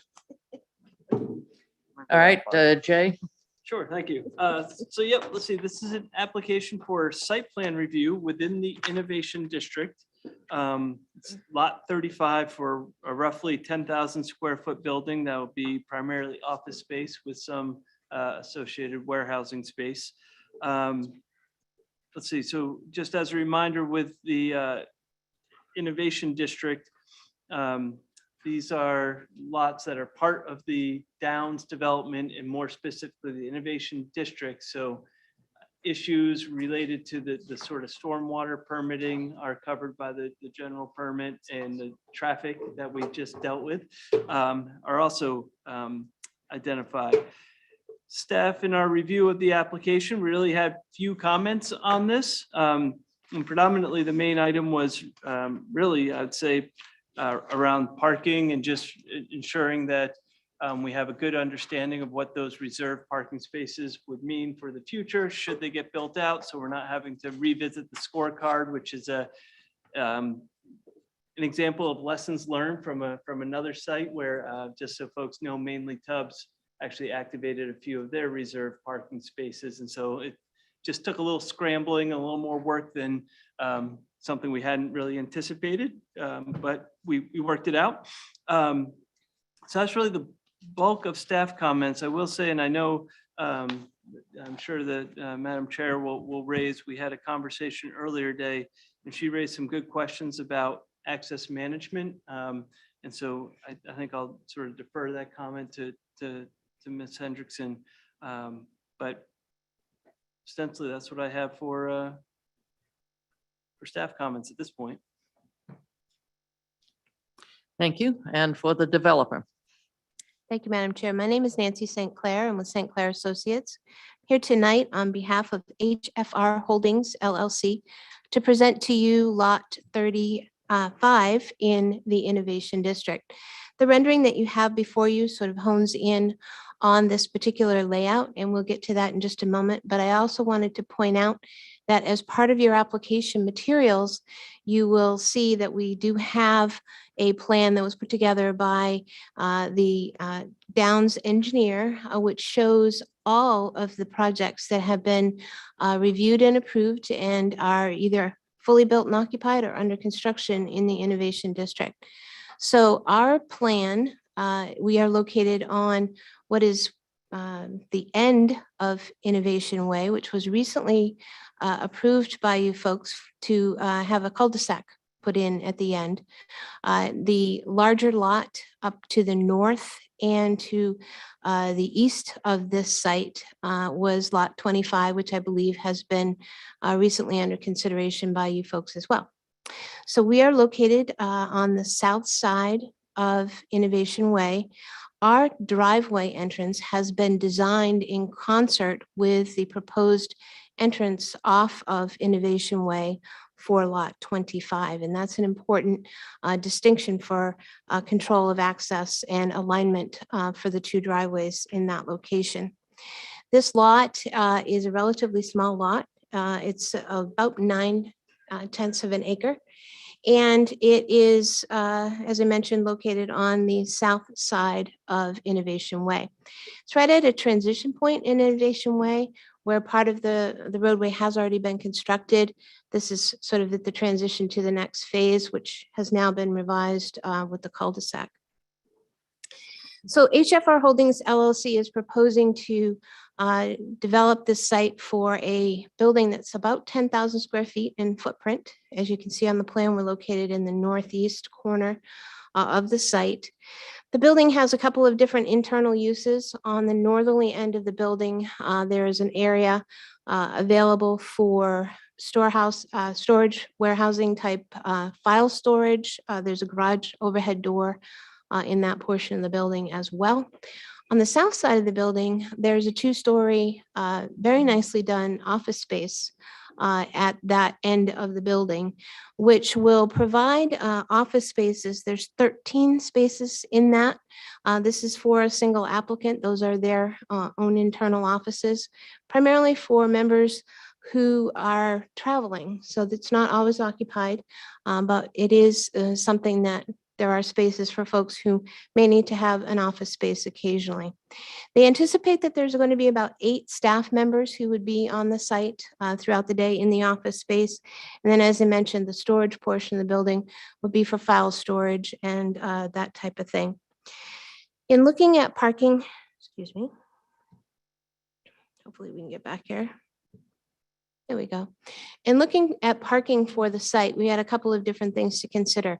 One is obviously the ordinance criteria for this size building and the anticipated uses for the building, but as well as the use of the building currently for the applicant. The applicant does not need an extensive amount of parking. The largest need for parking on their site would be if there happened to be a board meeting that was conducted at the site. And the boardroom is capable of seating 22 people. We have provided 27 parking spaces on the site. Based on the ordinance criteria, though, we would be required to provide 43 parking spaces on the site. And that's more than anticipated or deemed necessary by the applicant, both now and in the anticipated future. But we wanted to make sure that if this building were ever conveyed to another owner and they had a higher parking demand, that the site could support it. So we provided for you folks also a plan that showed sort of an L-shaped parking. It's in your set of drawings that provides the 43 parking spaces on the site. This is not something that they would propose. This is not something that is part of an envision for a future expansion, but it is something that's necessary in order to support our request that the board grant approval for a lesser parking count on the site. So as Jay mentioned, this is a pretty straightforward site. We have received a few very minor comments from the staff and peer review process, and we're certainly able and willing to address those very simply. Some of them are just simply clarification. But we are hopeful that you folks will consider this a viable site for us, and we are here tonight to seek site plan approval. So with that, Keith is here to discuss anything with regard to sort of the outside spaces on this property. This is a little bit different than some of the other sites that you've seen in the Innovation District, where we do have a fairly expansive outdoor space for the folks who would be on the site. So I'm going to turn it over to Keith and have him talk a little bit about that. Good evening, Keith Smith, landscape architect. So I'll be quick and kind of try to briefly go through this. As you can see on the plan, there's the entrance off Innovation Way. And what I tried to do with the landscape scheme is incorporate a lot of the plants that are already incorporated in the Innovation District. So it has some continuity, as well as create some enhancement. And this site has a good balance of hardscape, softscape, and building, which allowed us to do a little bit more. So if you come in, if you pull in, the darker gray is the entire parking area to the back right and the lower left of the site. There's a little square, which would be the waste platform that's screened in. internally, and there's some evergreen trees on the external side to provide buffering from the adjacent lots down here. There's big garage door opening in this location. So this is all hardscape, kind of outdoor plaza space. There's a sidewalk that comes from the Innovation Way into the site all the way through to the main entrance of the building. This is another entrance as well. Along the front here, it's a mix of perennials, grasses, and shrubs that tiers up toward the building. There are windows along this front side of the building, so I've kept that in mind so that the plants won't get up and in front of the windows. Along the front side of the building, there's windows along this section of it. These are lower evergreen shrubs. And then as the building becomes less transparent and more solid, it transitions to some taller trees and some understory. The transformer for the site is back in this corner. It's amply screened and also allows for breathing space around it. This right away along the back side, I'm treating as an access, though it's not intended for that at this point, as I understand. So I have, the required street trees and some lower shrub bufferings along those. Those are viburnums. And the nice piece of this property is on the backside. There's a patio space. So we've incorporated some outdoor use areas for the building, where we have some screening provided. The darker line that goes around there is a 6-foot cedar screen with openings, horizontal boards with openings in between. So it's somewhat open, but does provide some privacy along there. And for outdoor use, the lighter green, as you see, is intended to be lawn area. And the slightly darker shade is the wildflower mix, which is used on the adjacent lot, mainly tub lot. So that's going to provide a nice transition between the two. And the fencing that goes around is not solid where these trees are. There's actually gap openings that are approximately 8 feet wide, where I've planted trees that kind of gives a little bit of additional accent to that. There's some fern understory and some native shrubs along the interior. That's going to be kind of on the shady side of the fence, which will handle that well and create a really nice, somewhat private courtyard with lots of outdoor use area and ample buffering from the adjacent lots and street trees provided by others along Innovation Way. So there you go. Pass it back on, Nancy. So we're here tonight to answer any questions that you may have, and certainly look forward to your comments.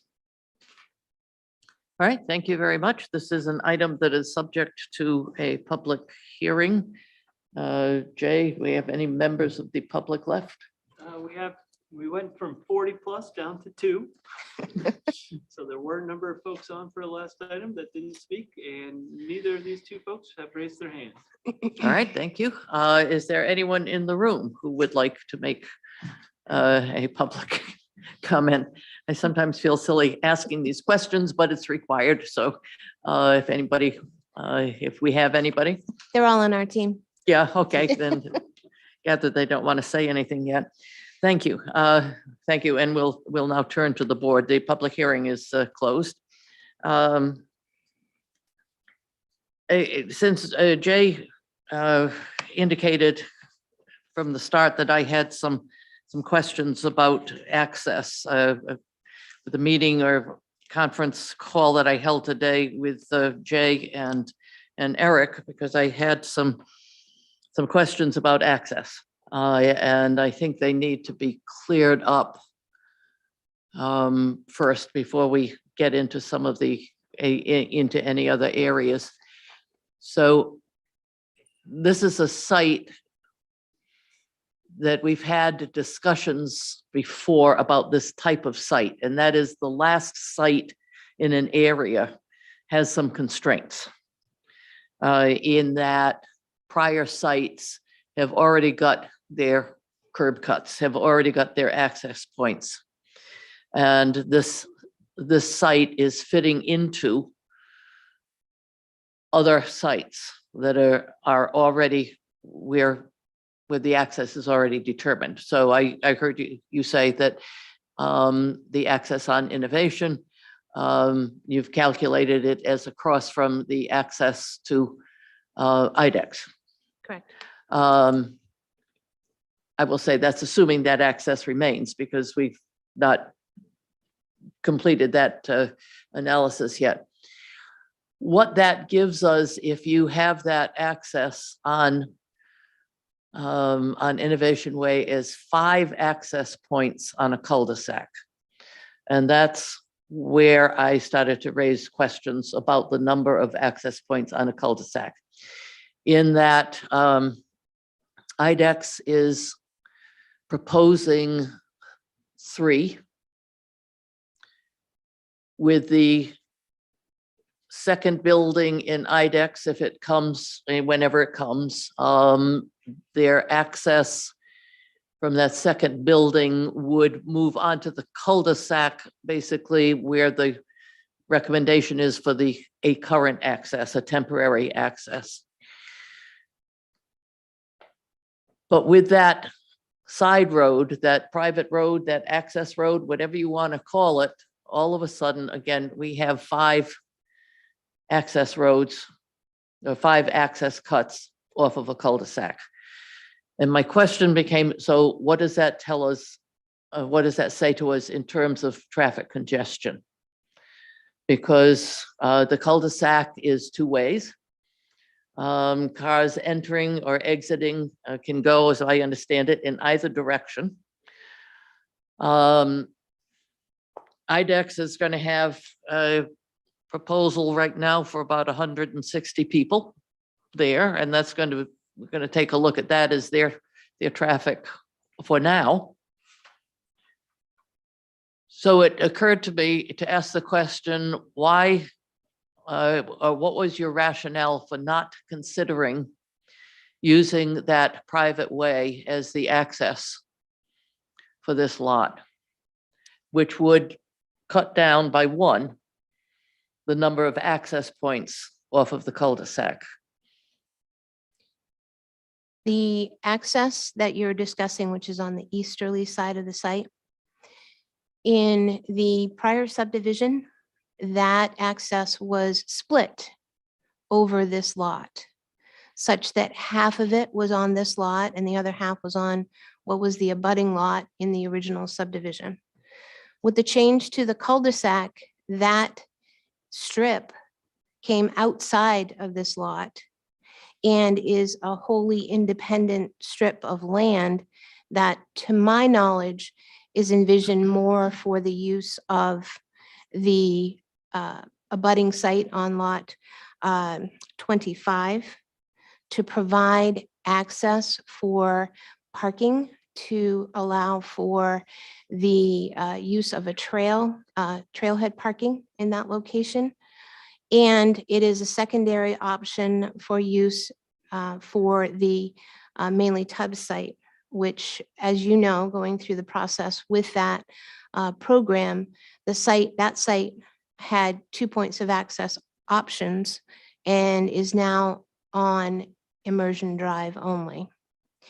So the idea to provide a point of access off of that area where it would already be potentially more appropriate to be part of lot 25 with a very small anticipated use for those parking spaces for the trailhead, it made sense to provide 1 point of access for this lot that was as remote as we could get from the loop in the cul-de-sac by putting it on the westerly end of the lot. We looked at placement of that to align with the westerly access onto the abutting lot across the street to make a logical alignment location of the driveways. But by putting our site driveway there, we are separating from that area as best that we can physically on a 200-foot wide lot. The site plan does say that that access road, that's, I guess, the best way to call it, is for the benefit of lot 35, 25, and 46. So in other words, it is there for the benefit of your proposed, of your lot there. And you know, again, I keep thinking about the number of access points that there are. At some point, mainly Tubbs could come to us and say, we would like to create another access point onto that road, and we would have to consider their application, of course. It could be that IDEX would say, well, actually, instead of, we could end up cutting out one curb cut by exiting on that access road. And it just disappeared. And so my question is, and probably Dan can answer this, who owns that access road? And I do understand that there's that one of the things that it's there for is for access and parking to the trails. Yeah. As of right now, Crossroads Holdings owns the access road or the right of way you're referring to. And those 3 lots have rights to it, to use it for access, should they want to use it for access in terms of their site layouts, and also for utilities, should they need to be run in that right of way. My understanding on IDEX right now, in terms of the sketch plan review that you conducted, is they're looking at actually having the trailhead parking come off of the drive that's to planned south of their phase 1 building, and would be designing it in a way where that trailhead parking comes through lot 25 and then maybe is located kind of in the vicinity of that right of way, so as to cut down on curb cuts, so that it could actually be perhaps, 4 total, 3 on their site. Again, that's their site versus this one, to minimize the number of curb cuts on the cul-de-sac. So it could be that there's never, a road built in the right of way, but there's trailhead parking and then a trail that goes to the trail system. I think it's worth noting too, in the design, and Nancy didn't touch on this, is the minimum separation is met. I think it's like by a lot between any potential curb cut in that right of way and where it's shown. I don't have the exact dimension, but I think it's met by kind of a good margin. And the other nice thing about this layout is the attractive side of the building you see as you approach. One of the concerns with flipping the site was you drive up to what's going to be a very nice office building, and you're staring at the back of the building. Because if you mirror the site plan, all the glazing, the entrance, the signage for the building is going to be facing the dead end versus facing, customers coming to the site or visitors or employees. So it kind of, from a curb appeal standpoint, the team felt this layout was sort of superior in terms of how the building relates to those entering the site. But you can stay there, Dan. But with adequate screening and beefing up the innovation the face of the building on innovation, that would actually also present a reasonable face to the street. I mean, we've had other buildings where the entrance really is on the side, and the end of the building faces the street, and the fenestration is increased on that side. So with proper screening on the adjoining lot 34, facing 34, actually people are not going to see a relatively blank wall. So it's possible, it is possible to design a flip. I guess what I kept thinking about is you have a road, a private road that is a benefit to 3 lots.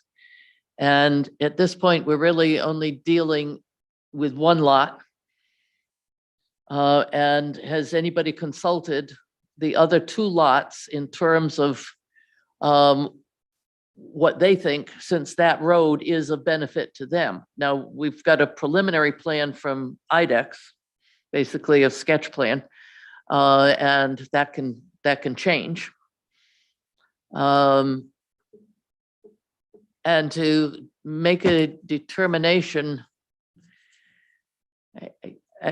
make a curb cut based upon a determination that that lot, that road somehow or other, I won't say is negligible, but it's not something that can be used. I think that sends us down the wrong path. I think the 3 people, the 3 businesses really need to have a discussion about what to do with that lot, because that road, because at some point we've got to do something with it. Either it stays there, it's improved, it becomes the trailhead, it's becomes part of another of a lot, it remains just as an easement road for utilities. But we're at the point now where buildings are surrounding it. And I'm certainly uncomfortable leaving that access road there without some sort of an agreement among the people who actually, by the plan set, benefit from that access road. And I really urge all 3 folks to get together to take a look at it. I think it does provide a good exit access for the lot 35, because I think the building can be flipped. I think by flipping the building and exiting out that area, we do save 1 curb cut. I would like to see more information in terms of what sort of traffic flow and congestion we may face around that cul-de-sac before a lot of building decisions are made. It's getting tight there now, and it's the final lot on that cul-de-sac. We've had lessons learned from what happens when it's a final lot. So that would be my preference. Now, you can, the rest of the board can decide that's not a way to go, but that is what I would like to see. Now, if other members of the board have additional comments, I welcome them. And Roger, off you go. I just want a clarification now, Rachel. So are you basically saying that you would prefer the driveway come off of, instead of off of Innovation, it would go off of that private way?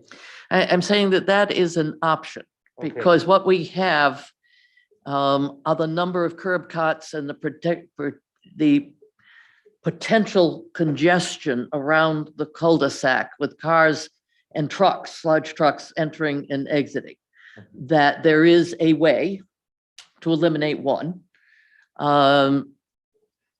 Nancy has discussed why they didn't choose that way. I understand that, but I think it's still something that we need to take a look at because of the effect of the traffic and traffic circulation around that cul-de-sac. And while a lot of the traffic impact has been talked about in terms of how many cars and how much they contribute, how much somebody's going to contribute, I have not seen anything that looks like traffic flow, an analysis of the traffic flow around the cul-de-sac, given now that we've got IDEX there and this proposal. I guess my only comment would be, if you move the access point to that private drive, those people would still be going out onto the onto the circle, the cul-de-sac. They would, but there wouldn't be anything from the current parking lot. And they still could have an access drive. That access drive would still be available to be used by IDEX or mainly Tubbs. We're not clear. We don't have, we've got a sense of where IDEX is going. But as long as that access drive sits there, cars can go up and down it. So that gives us then the 5 curb cuts. We have an option, one option would eliminate 1 curb cut. It would not change the traffic per se. It would or could possibly change traffic flow and congestion. We don't know. We haven't seen an analysis. Can I make a comment? Sure. So IDEX applied for a sketch plan, number one. So they actually, this application, it's not good to pit applicants against each other, but this application has standing in that we applied for site plan. IDEX applied for a sketch plan. You gave IDEX feedback on access management. So I wouldn't say that they have 3 access points or 4 access points approved. I would say that they're under review, but sketch plan leading into a site plan. This application submitted a complete site plan. So in terms of order of operation, I think this one's actually further along in review. And the curb cut, we're designing it to coordinate what we think IDEX is going to do and what we think your reactions to IDEX were by aligning it up with that driveway across Innovation Way. But the site otherwise meets the site plan criteria in terms of driveway separations. So this site is contributing 1 driveway location, not 3, 4, or 5. So I feel like access management for IDEX is sort of impacting the ability to review this standalone site that has low chip generation and is designing the driveway in the best possible location for the site layout. I guess, Dan, that's also why I suggested that it might be good if if people talk to each other. And if IDEX comes back and says, oh, we can change this, or we could do it this way, that kind of take a look at the community of the cul-de-sac in terms of, hierarchy of priorities in site plan submissions. I don't know how that works. I just know that we have two applicants who have proposed in different levels of detail. Right, we're Certainly. doing that, and that's why I was explaining that we're not proposing building the right-of-way. IDEX is proposing to have trailhead parking come off of the southern access point to their site plan. So, but that's the latest I've seen from their plan. So, And Jay, could you weigh in? Yeah, just one point of clarity I did want to make is, prior to that, I'm not really sure what we're calling it, this private drive, but it's not even that, this sort of access way ever being utilized, it would require any planning board review. So, if mainly Tubbs ever wanted to come along and utilize that for the access way, the board would look at, does that make sense? So, as well as if this site ever wanted to utilize it, and then when lot 25. So it's not, one comment that was made was there'll be cars coming in and out of here, maybe not. So certainly as it is, leaves it as a maybe. It's entirely possible. We do know that, the end of the cul-de-sac is going to get developed with something, be it IDEX or something else. So there is going to likely be some more curb cuts. And I think that's what I've heard the discussion from the chair is there a way to at least attempt to start to minimize those number of curb cuts? That's what I'm understanding. The real crux of the conversation being is it's not maybe so much how many curb cuts is IDEX going to get, But hey, look, lot 25 or 35, whatever number we're on here, this lot in question has an access way over here that could represent an opportunity for shared access. And I think that's really what I'm hearing your general Yeah. interest being around. And that's why I suggested that there be conversations between at least IDEX and this company, just to get a sense of, is there an opportunity to cut down on the number of access cuts to the cul-de-sac? Is there, if there's no opportunity, if it's not possible, and you think by your calculations, IDEX is the one that would have to justify the extra curb cuts because they did a sketch plan rather than a full review, so be it. But I think this is a case that a conversation and coming back to us with the result of the conversation would be very helpful. And if I may, just Yep. another question I have is, as I think, Dan, Mr. Bacon pointed out, this application does have standing. IDEX's sketch plan, we talk about that all the time, that's informal and doesn't yet have standing, but we know it's out there. So it's, is part, I guess, I'd ask the board this, if, again, I know so far we've heard just from the chair, but if others are also sharing the same concerns, is the concern that we're sort of leaving open this, I don't know what's the best way, I'll say an opportunity for lot 35, and I believe it's lot 46, mainly Tubbs, whatever that lot is, to come back and sort of ask the hard questions of the town of, hey, now we want a second curb cut, we want to utilize this. Is there opportunity where we now really understand what mainly Tubbs's design is, and it doesn't include using the second access, and lot 35 before us, at least at this time, isn't proposed to use it. Is there opportunity for discussion around eliminating the vehicle access? Maybe the utility access might still make some sense. Again, we can't speak for mainly Tubbs. They're not here, and I'm not sure that these folks are ready to answer the question for lot 35. But I don't know if that would also start to serve to answer some of the question, or if it doesn't alleviate any of the concerns. I think in general, additional information from the other companies who are listed as benefiting from that road would be helpful. And the discussions may end up going nowhere. But I think this is an opportunity where that sort of discussion would be helpful, taking a look at what's possible on that road, on that cul-de-sac. IDEX could change its mind about a lot of things, I understood. But right now, we deal with what they've put in, and we are dealing with what you're proposing.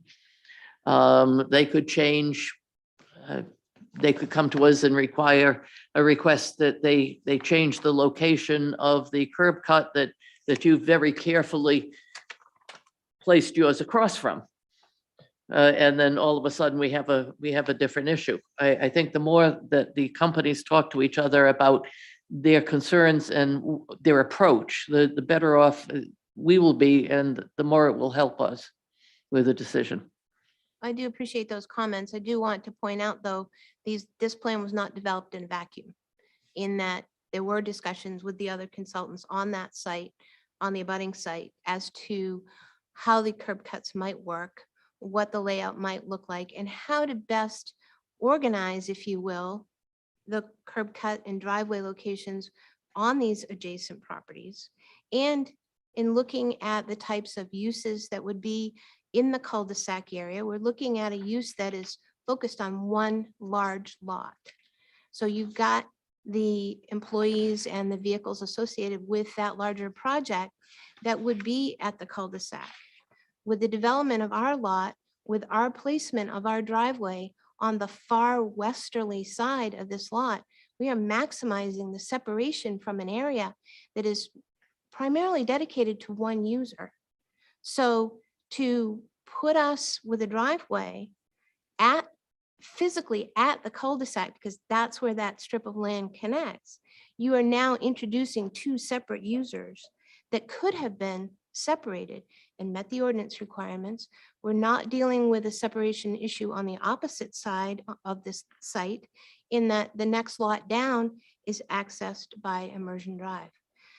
So we're dealing with the placement of one curb cut for this one lot for a building that has 8 offices in it, compared to putting that curb cut, which we then know it will be at the cul-de-sac. So is it better to try to separate that out to provide distinct uses and maintain that separation to the extent that we can? On a 200-foot lot, we're maintaining as much as we can. And we did coordinate with the engineers for that to look at an alignment of an access point that was directly opposite one of their proposed points of access to a parking area. So we're trying to make sure that we do respect good access management, and we certainly will continue to have a dialogue with the developers of that abutting property. But respectfully, we really feel we have that driveway location in the most logical and best spot for that site. So I appreciate your comments. I do hope to have the opportunity to hear other folks' comments if there are other concerns or issues on the site that we'd like to have that discussion as well tonight. All right, thank you. And I turn it to the rest of the board. Jen? I am just trying to whittle down my thoughts on this. I think my feeling about the driveway placement is that if there has been coordination to date, or there is the opportunity for coordination after this meeting, if you go back to the table and are able to speak with the other property owners that have access to this right of way, if there's any potential for that right of way to be used by more than one property. So if you meet with Mainly Tubbs and they say, yep, we think maybe someday we would like access this way, or if they can come to you and say, we're good. As far as we know, the program that we have on our site is sufficient and we don't think that we need access in any other way. Similarly with IDEX, it would be, we've had that conversation with them already. I don't think it's a good idea for you to relocate your point of access to this right away if you are the only one, which I kind of think is what you were trying to get at with your comment, because if that's the case, then you are only adding these 8, 10, 20 trips from a point that's closer to the congestion, which I think is why you selected this location. If there is in any way an opportunity to partner with someone else and have that access be shared now by more than one abutting property, there's some value in consolidating the driveways, in my opinion. Again, that's just at this point in time. I'm correct me, maybe Dan or Jay, but I believe that access to this area comes with any of these lots. So if they're sold in the future, does that access stay? Would a new owner here have the same access in the future? Are you saying for lot 35? 35, 46, or 25? Right. It's so hard to yes, imagine because they've yes, all made so pretty it- big it goes investments with here, but future owners, yes. okay. So, we can't predict the future. Someone else down the line may come and say, actually, I'm not selling hot tubs here anymore. Now this other access does make sense. But I think, it's up to us to make the best recommendations with the information that we have at this time. So in that way, I think, again, if there's an opportunity for shared access in that right of way, that makes sense. If there's no interest by the abutting properties to share that access with you, the driveway location as you have shown it makes the most sense. And I think it makes the most sense regardless of a couple of other things. It makes the most sense even if the driveway opposite, I understand you cited it there partially because of the sketch plan shown with the access to the north. But even if that access isn't there, I still think this makes sense because you're keeping it out of the, those people are cleanly able to come in and out of your site without having to deal with the cul-de-sac situation. And also for the other reason that you mentioned, which is the other neighboring site 34, I think, has a whole nother road to access off of. So there isn't even, my first question actually was about whether what driveway spacing this would leave for the neighboring parcel, but you answered that anyway, because they can sort of go wherever they want or onto the other access road in particular. So that's my thought on this. I first had questions too about mirroring the site, but I think your explanation there makes a lot of sense. Answered that. The other comment about, you had mentioned two-way access around this cul-de-sac, and I recognize this is perhaps relevant, but not only specific to this lot's development. Dan, I don't know if can you comment on that? Was the plan, certainly the option would be there for there to be two-way access in either direction around this cul-de-sac, is that right? Anytime I've seen this layout, even from a very high level, like property line, I always pictured one-way circulation, and I think that's probably how a lot of people would I believe it would be one-way circulation. treat it. Okay, two-way. It's wider because of truck turning Sure. maneuvers, not to make it two-way around the cul-de-sac. My brain could not handle the idea, like what that would even look like if people were going two directions around. I think this. one of the So, concerns is the way the cul-de-sac is offset. Yeah. Is if you're entering it from the south, you could decide, you could be lazy and not go around the cul-de-sac, right? Which sometimes people do when it's like really low volume. My guess is that when this is busy, it's going to be pretty busy. Anyway, okay. I just wanted to make sure I wasn't like on an island with that. Yeah, so I don't know that that level of detail has been worked out at the subdivision level. That was going to be one way or two way. So I think that is a question, sort of an outstanding question, but yeah, whether, yeah, I guess. We can Don't- talk about it don't later. Yeah.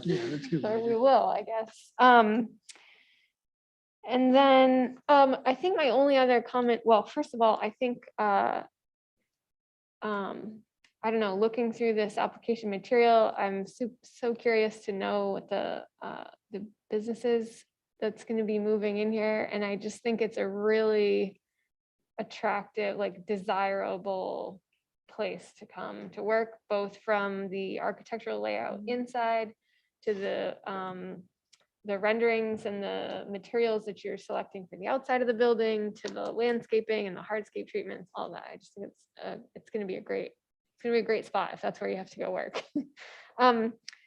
But I am a little bit curious as to why only the 3 trees placed in the buffer zone between this and lot 34. Are you talking on the west side of the site? West side, yes.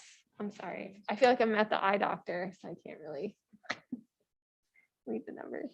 Yeah, no specific, just I was going with kind of standard tree buffering and on the other lots that we've encountered. You know, some of the lots you go into and there's existing buffering, and then you supplement that with your buffering. And what I've also encountered where there hasn't been any, so I thought it was a proper balance. Okay.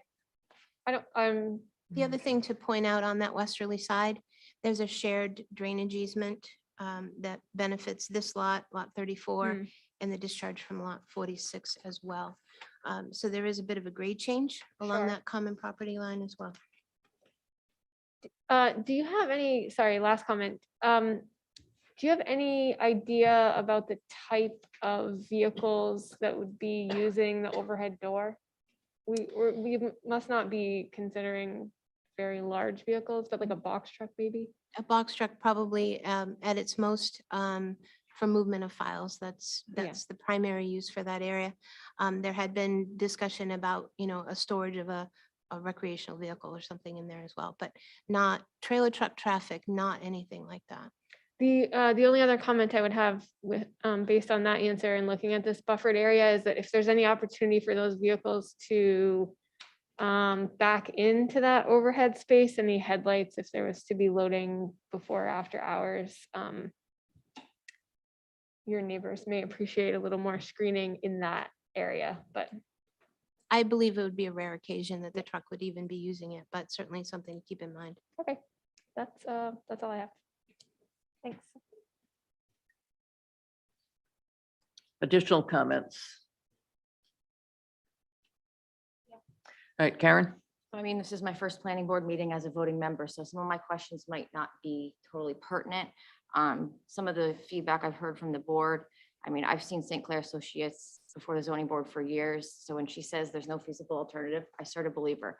I don't speak in the world of curb cuts yet. What I'm talking about is, wow, I feel like we're decreasing the value of this property and the person who bought it by trying to take away what would be the most beautiful plan that they've put together. This is the easiest access. They've put in mind that IDEX is across the street.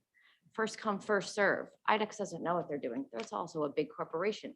Maybe they should be planning their plan around the buildings that came in here first. I think it seems sort of, again, I'm sort of new. It seems like a big burden to put on a small little lot to say, accommodate IDEX, where I think maybe IDEX should say, hey, why don't you accommodate the small lot across the street that's actually not going to have a big impact on it at all. I think I'm a little surprised to hear maybe eliminating the whole curb cut and asking suddenly this lot to only use the access point. I mean, that's almost like saying, okay, you don't have access to the road and you're only consolidated to that access road. So in my new planning mind, I'm like, wow, I feel like we're, if I was the owner who just bought this and paid St. Clair Associates, I was like, I think what they've proposed is a good plan. I think it seems fair to the smaller developers to go forward with what they're doing, and the bigger developers who still don't know what they're doing to then accommodate that. And I think that's probably the only feedback I really have. Karen, I do appreciate the comments, just so that a little bit of background, and that is that between this building and Center Street, all of the buildings that front on Innovation Way have their access points on a private drive.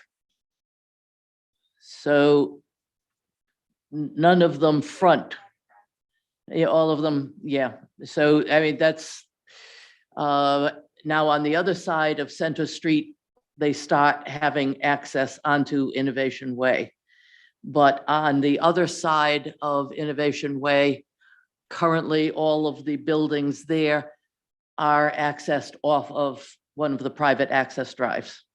And when they were developing, were they required to talk to the neighbors and determine who was using what and all that? Well, what it was is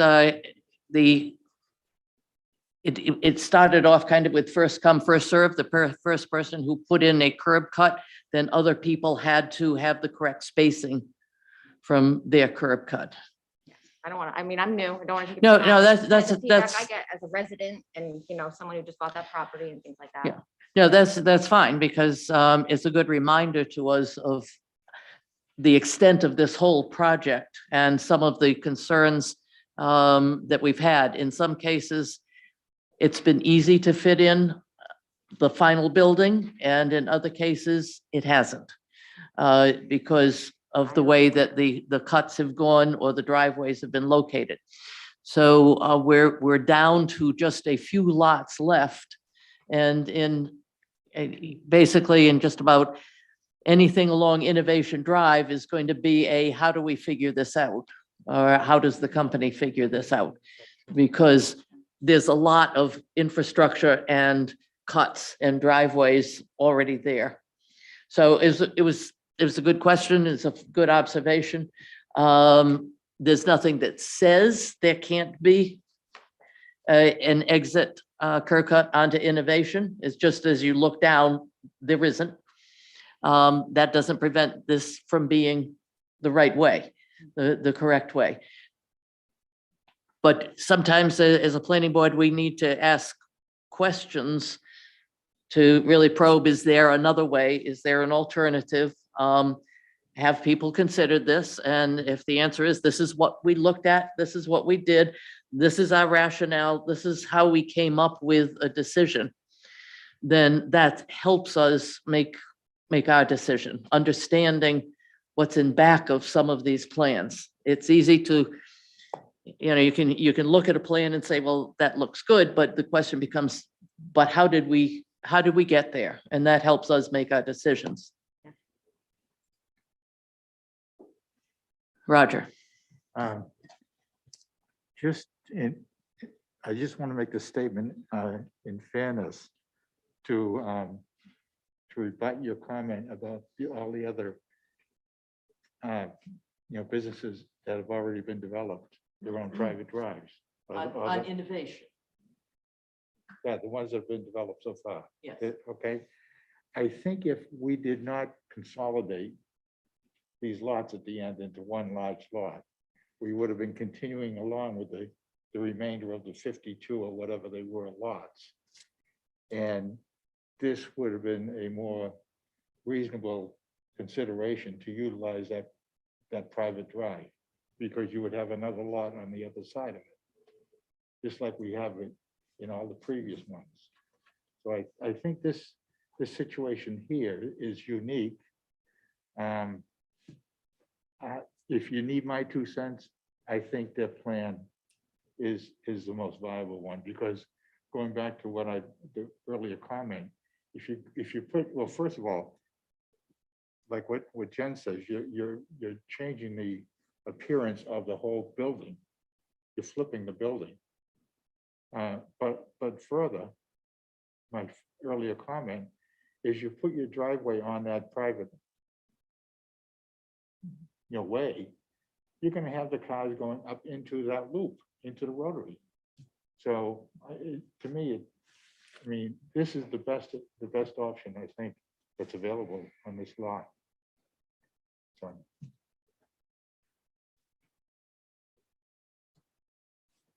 Other comments? Rick? Yeah,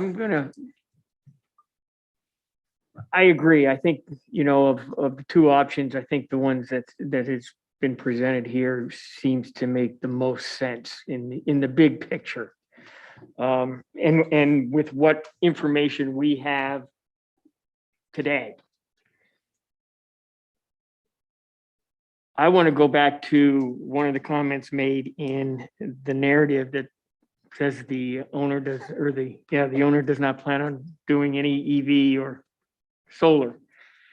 Can I plead for maybe making some of those parking lots EV capable?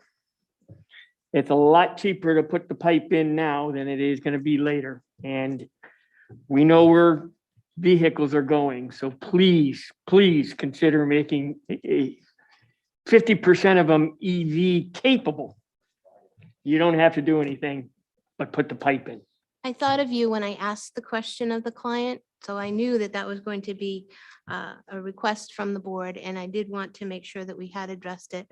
And I will further follow up to make sure that That it's would at be- least EV capable. That would be marvelous. Thank you. That's all I have. Thank you. Thank you, Chad. Yeah, could just shut it up. Yeah, I guess I'm just curious.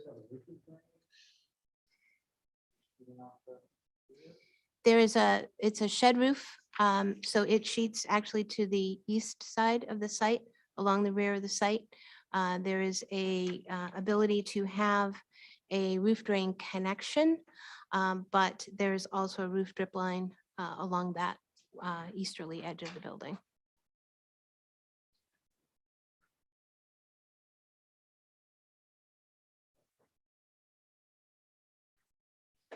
Any other comments from the board? All right, Jay?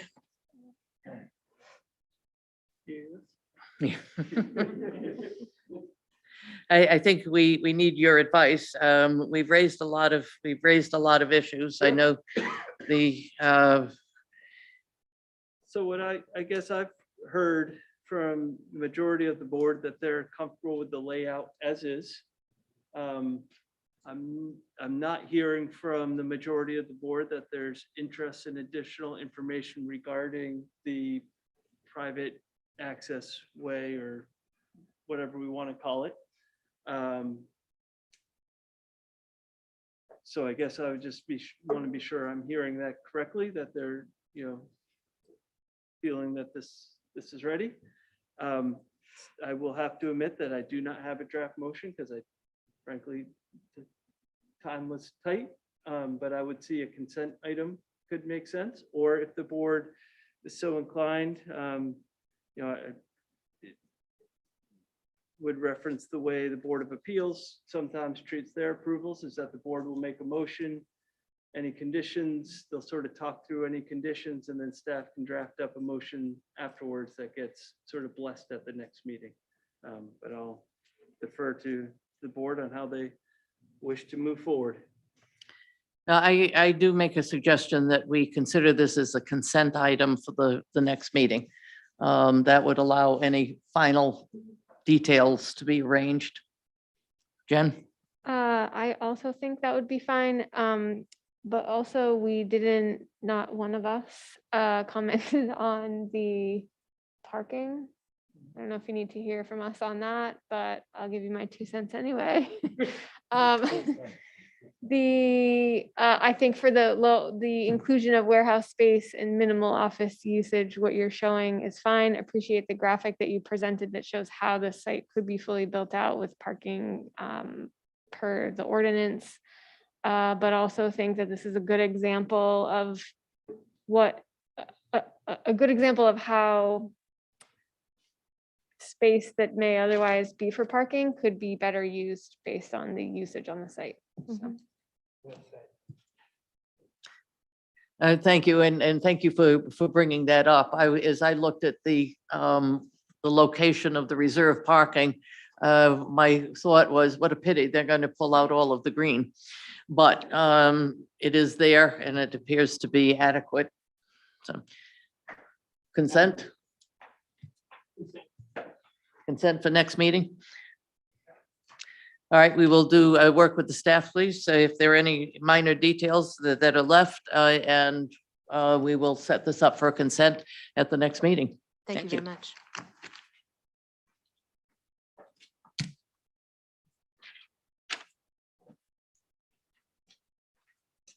Madam Chair, may I make a procedure, or not a procedure, but we forgot to approve the minutes. We did not have the minutes. I thought we were sent the copy of the minutes. Oh, those were sent. I received them. I did not.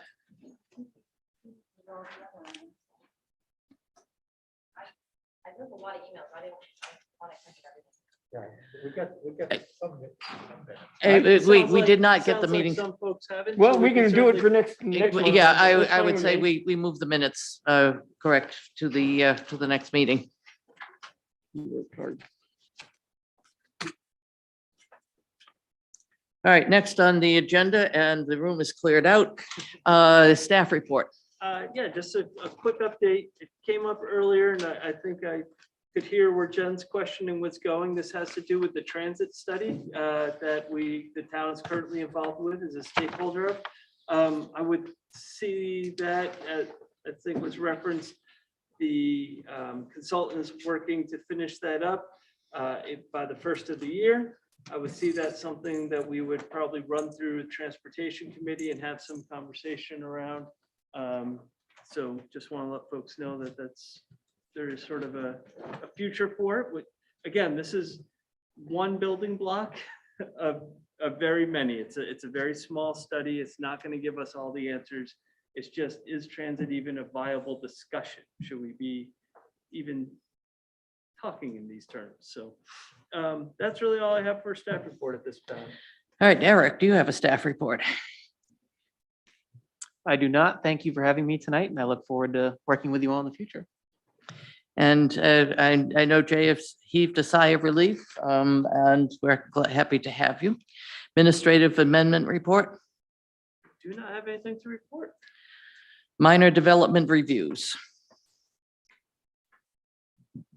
We do not have any pending at this time. With That was one that, yeah. Were the other ones completed? Yes. The one, okay, so all have been completed. Correspondence? Other than anything we received in terms of public comment, I don't believe we've gotten anything else. Planning board comments. I have one, just Jay, if that, I think the transportation committee, we're currently meeting like every other month. So, and we didn't meet in November, so I think we are slated to meet sometime in December. If there's any option for either a draft of that for us to review or kind of high level bullet items, or else we probably won't. We just don't meet that frequently. Yeah. That's my point. So that's also fine if we don't look at it until later, just make a note of that. Thank you. Yeah, that's all. Jay? Excuse me, Rick. Yes, I'd just like to welcome the two new board members, and it's a pleasure to have all the seats filled, and look forward to learning with you folks and hearing what you have to say as part of this review process. Thanks. Thank you. Roger? I would say likewise, that end of the table. And make sure you get your EV charges. Yeah, and since I think we can just go right down the podium here. I third that or fourth that, and welcome, and look forward to actually having a consistently full board. It's very helpful to know that if somebody says at the last minute, whoops, that we're not scrambling. And I know that both of you are very well qualified and will be able to make a good contribution here. And I just want to emphasize that as you are new, if you any question that you want to ask that you're not sure of, that's not a problem. It allows you to develop and learn about what we do, how we do it, what works, what doesn't work, because we often have lessons learned that we take on to other applicants. So another way of saying that is there really are no stupid questions. So please feel free to ask them. If you want to call me ahead of time to say, what's the background on this? What do we know about this? What does this mean? I will either try and answer it or say, okay, could you call Eric or call Jay? But because it will take you a little while, there are a lot of details that you're going to deal with. All right, well, go ahead. It's your turn to comment. Oh, no, it's 10:45 at night. I'm excited to be here. I have a lot to learn, so I appreciate it. All right, Chad?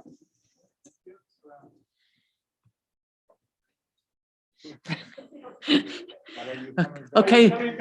But yeah. You know, some people have said very interesting, you never see them again, so I just wanted to make sure. And welcome, and all of you are appreciated. Thank you very much. We will look forward. We have one more meeting this year, and then we will take a look at the schedule for next year and set up a workshop on how we work together, because we're now a new full committee, and take a look at some of our procedures, some of the things that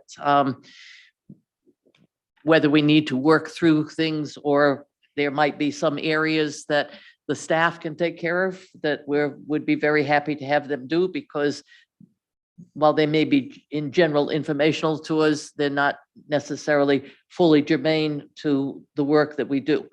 An application has got an awful lot of information in it, some of which is kind of pro forma, and we may be able to say, okay, staff, take this. So we will be able to have that conversation. We do annually, we try to do a review in January of what our work is, how we feel that we've been doing, any training that we need. And I will also try and work with Jay to set up a training workshop for us, because it's very helpful, no matter how long you've been on the planning board, to get a refresher on what our legal standing is, what our role is, and basically how we operate. So we'll take a look at that for probably January. And we have promised another workshop, and that's for Three Diamonds Realty on Higas Parkway. And I think we can now move forward with that. So Jay, if you could, We'll have to coordinate with the applicant, see where they're at. yeah, if you could, if you could start to set that in motion. And on December 15th, we do have that a workshop with the town council at 5:30 that concerns what's currently, I believe, Candlewood Suites. No, this is, Oh. is it? Yes, you're right. Yeah, you're right. it's Candlewood Suites, so that we will get information on that. For the new folks, that is what is currently a extended stay motel in Roundwood, the Roundwood Center. And they are coming forward with a request to become an apartment building, to change from a motel to apartments. And that will go to a council workshop so that's what that 5:30 meeting is. That's it. Thank you very much. Do I hear a motion to adjourn? So moved. Okay. I assume it is, is there anybody to the negative? In that case, we're adjourned.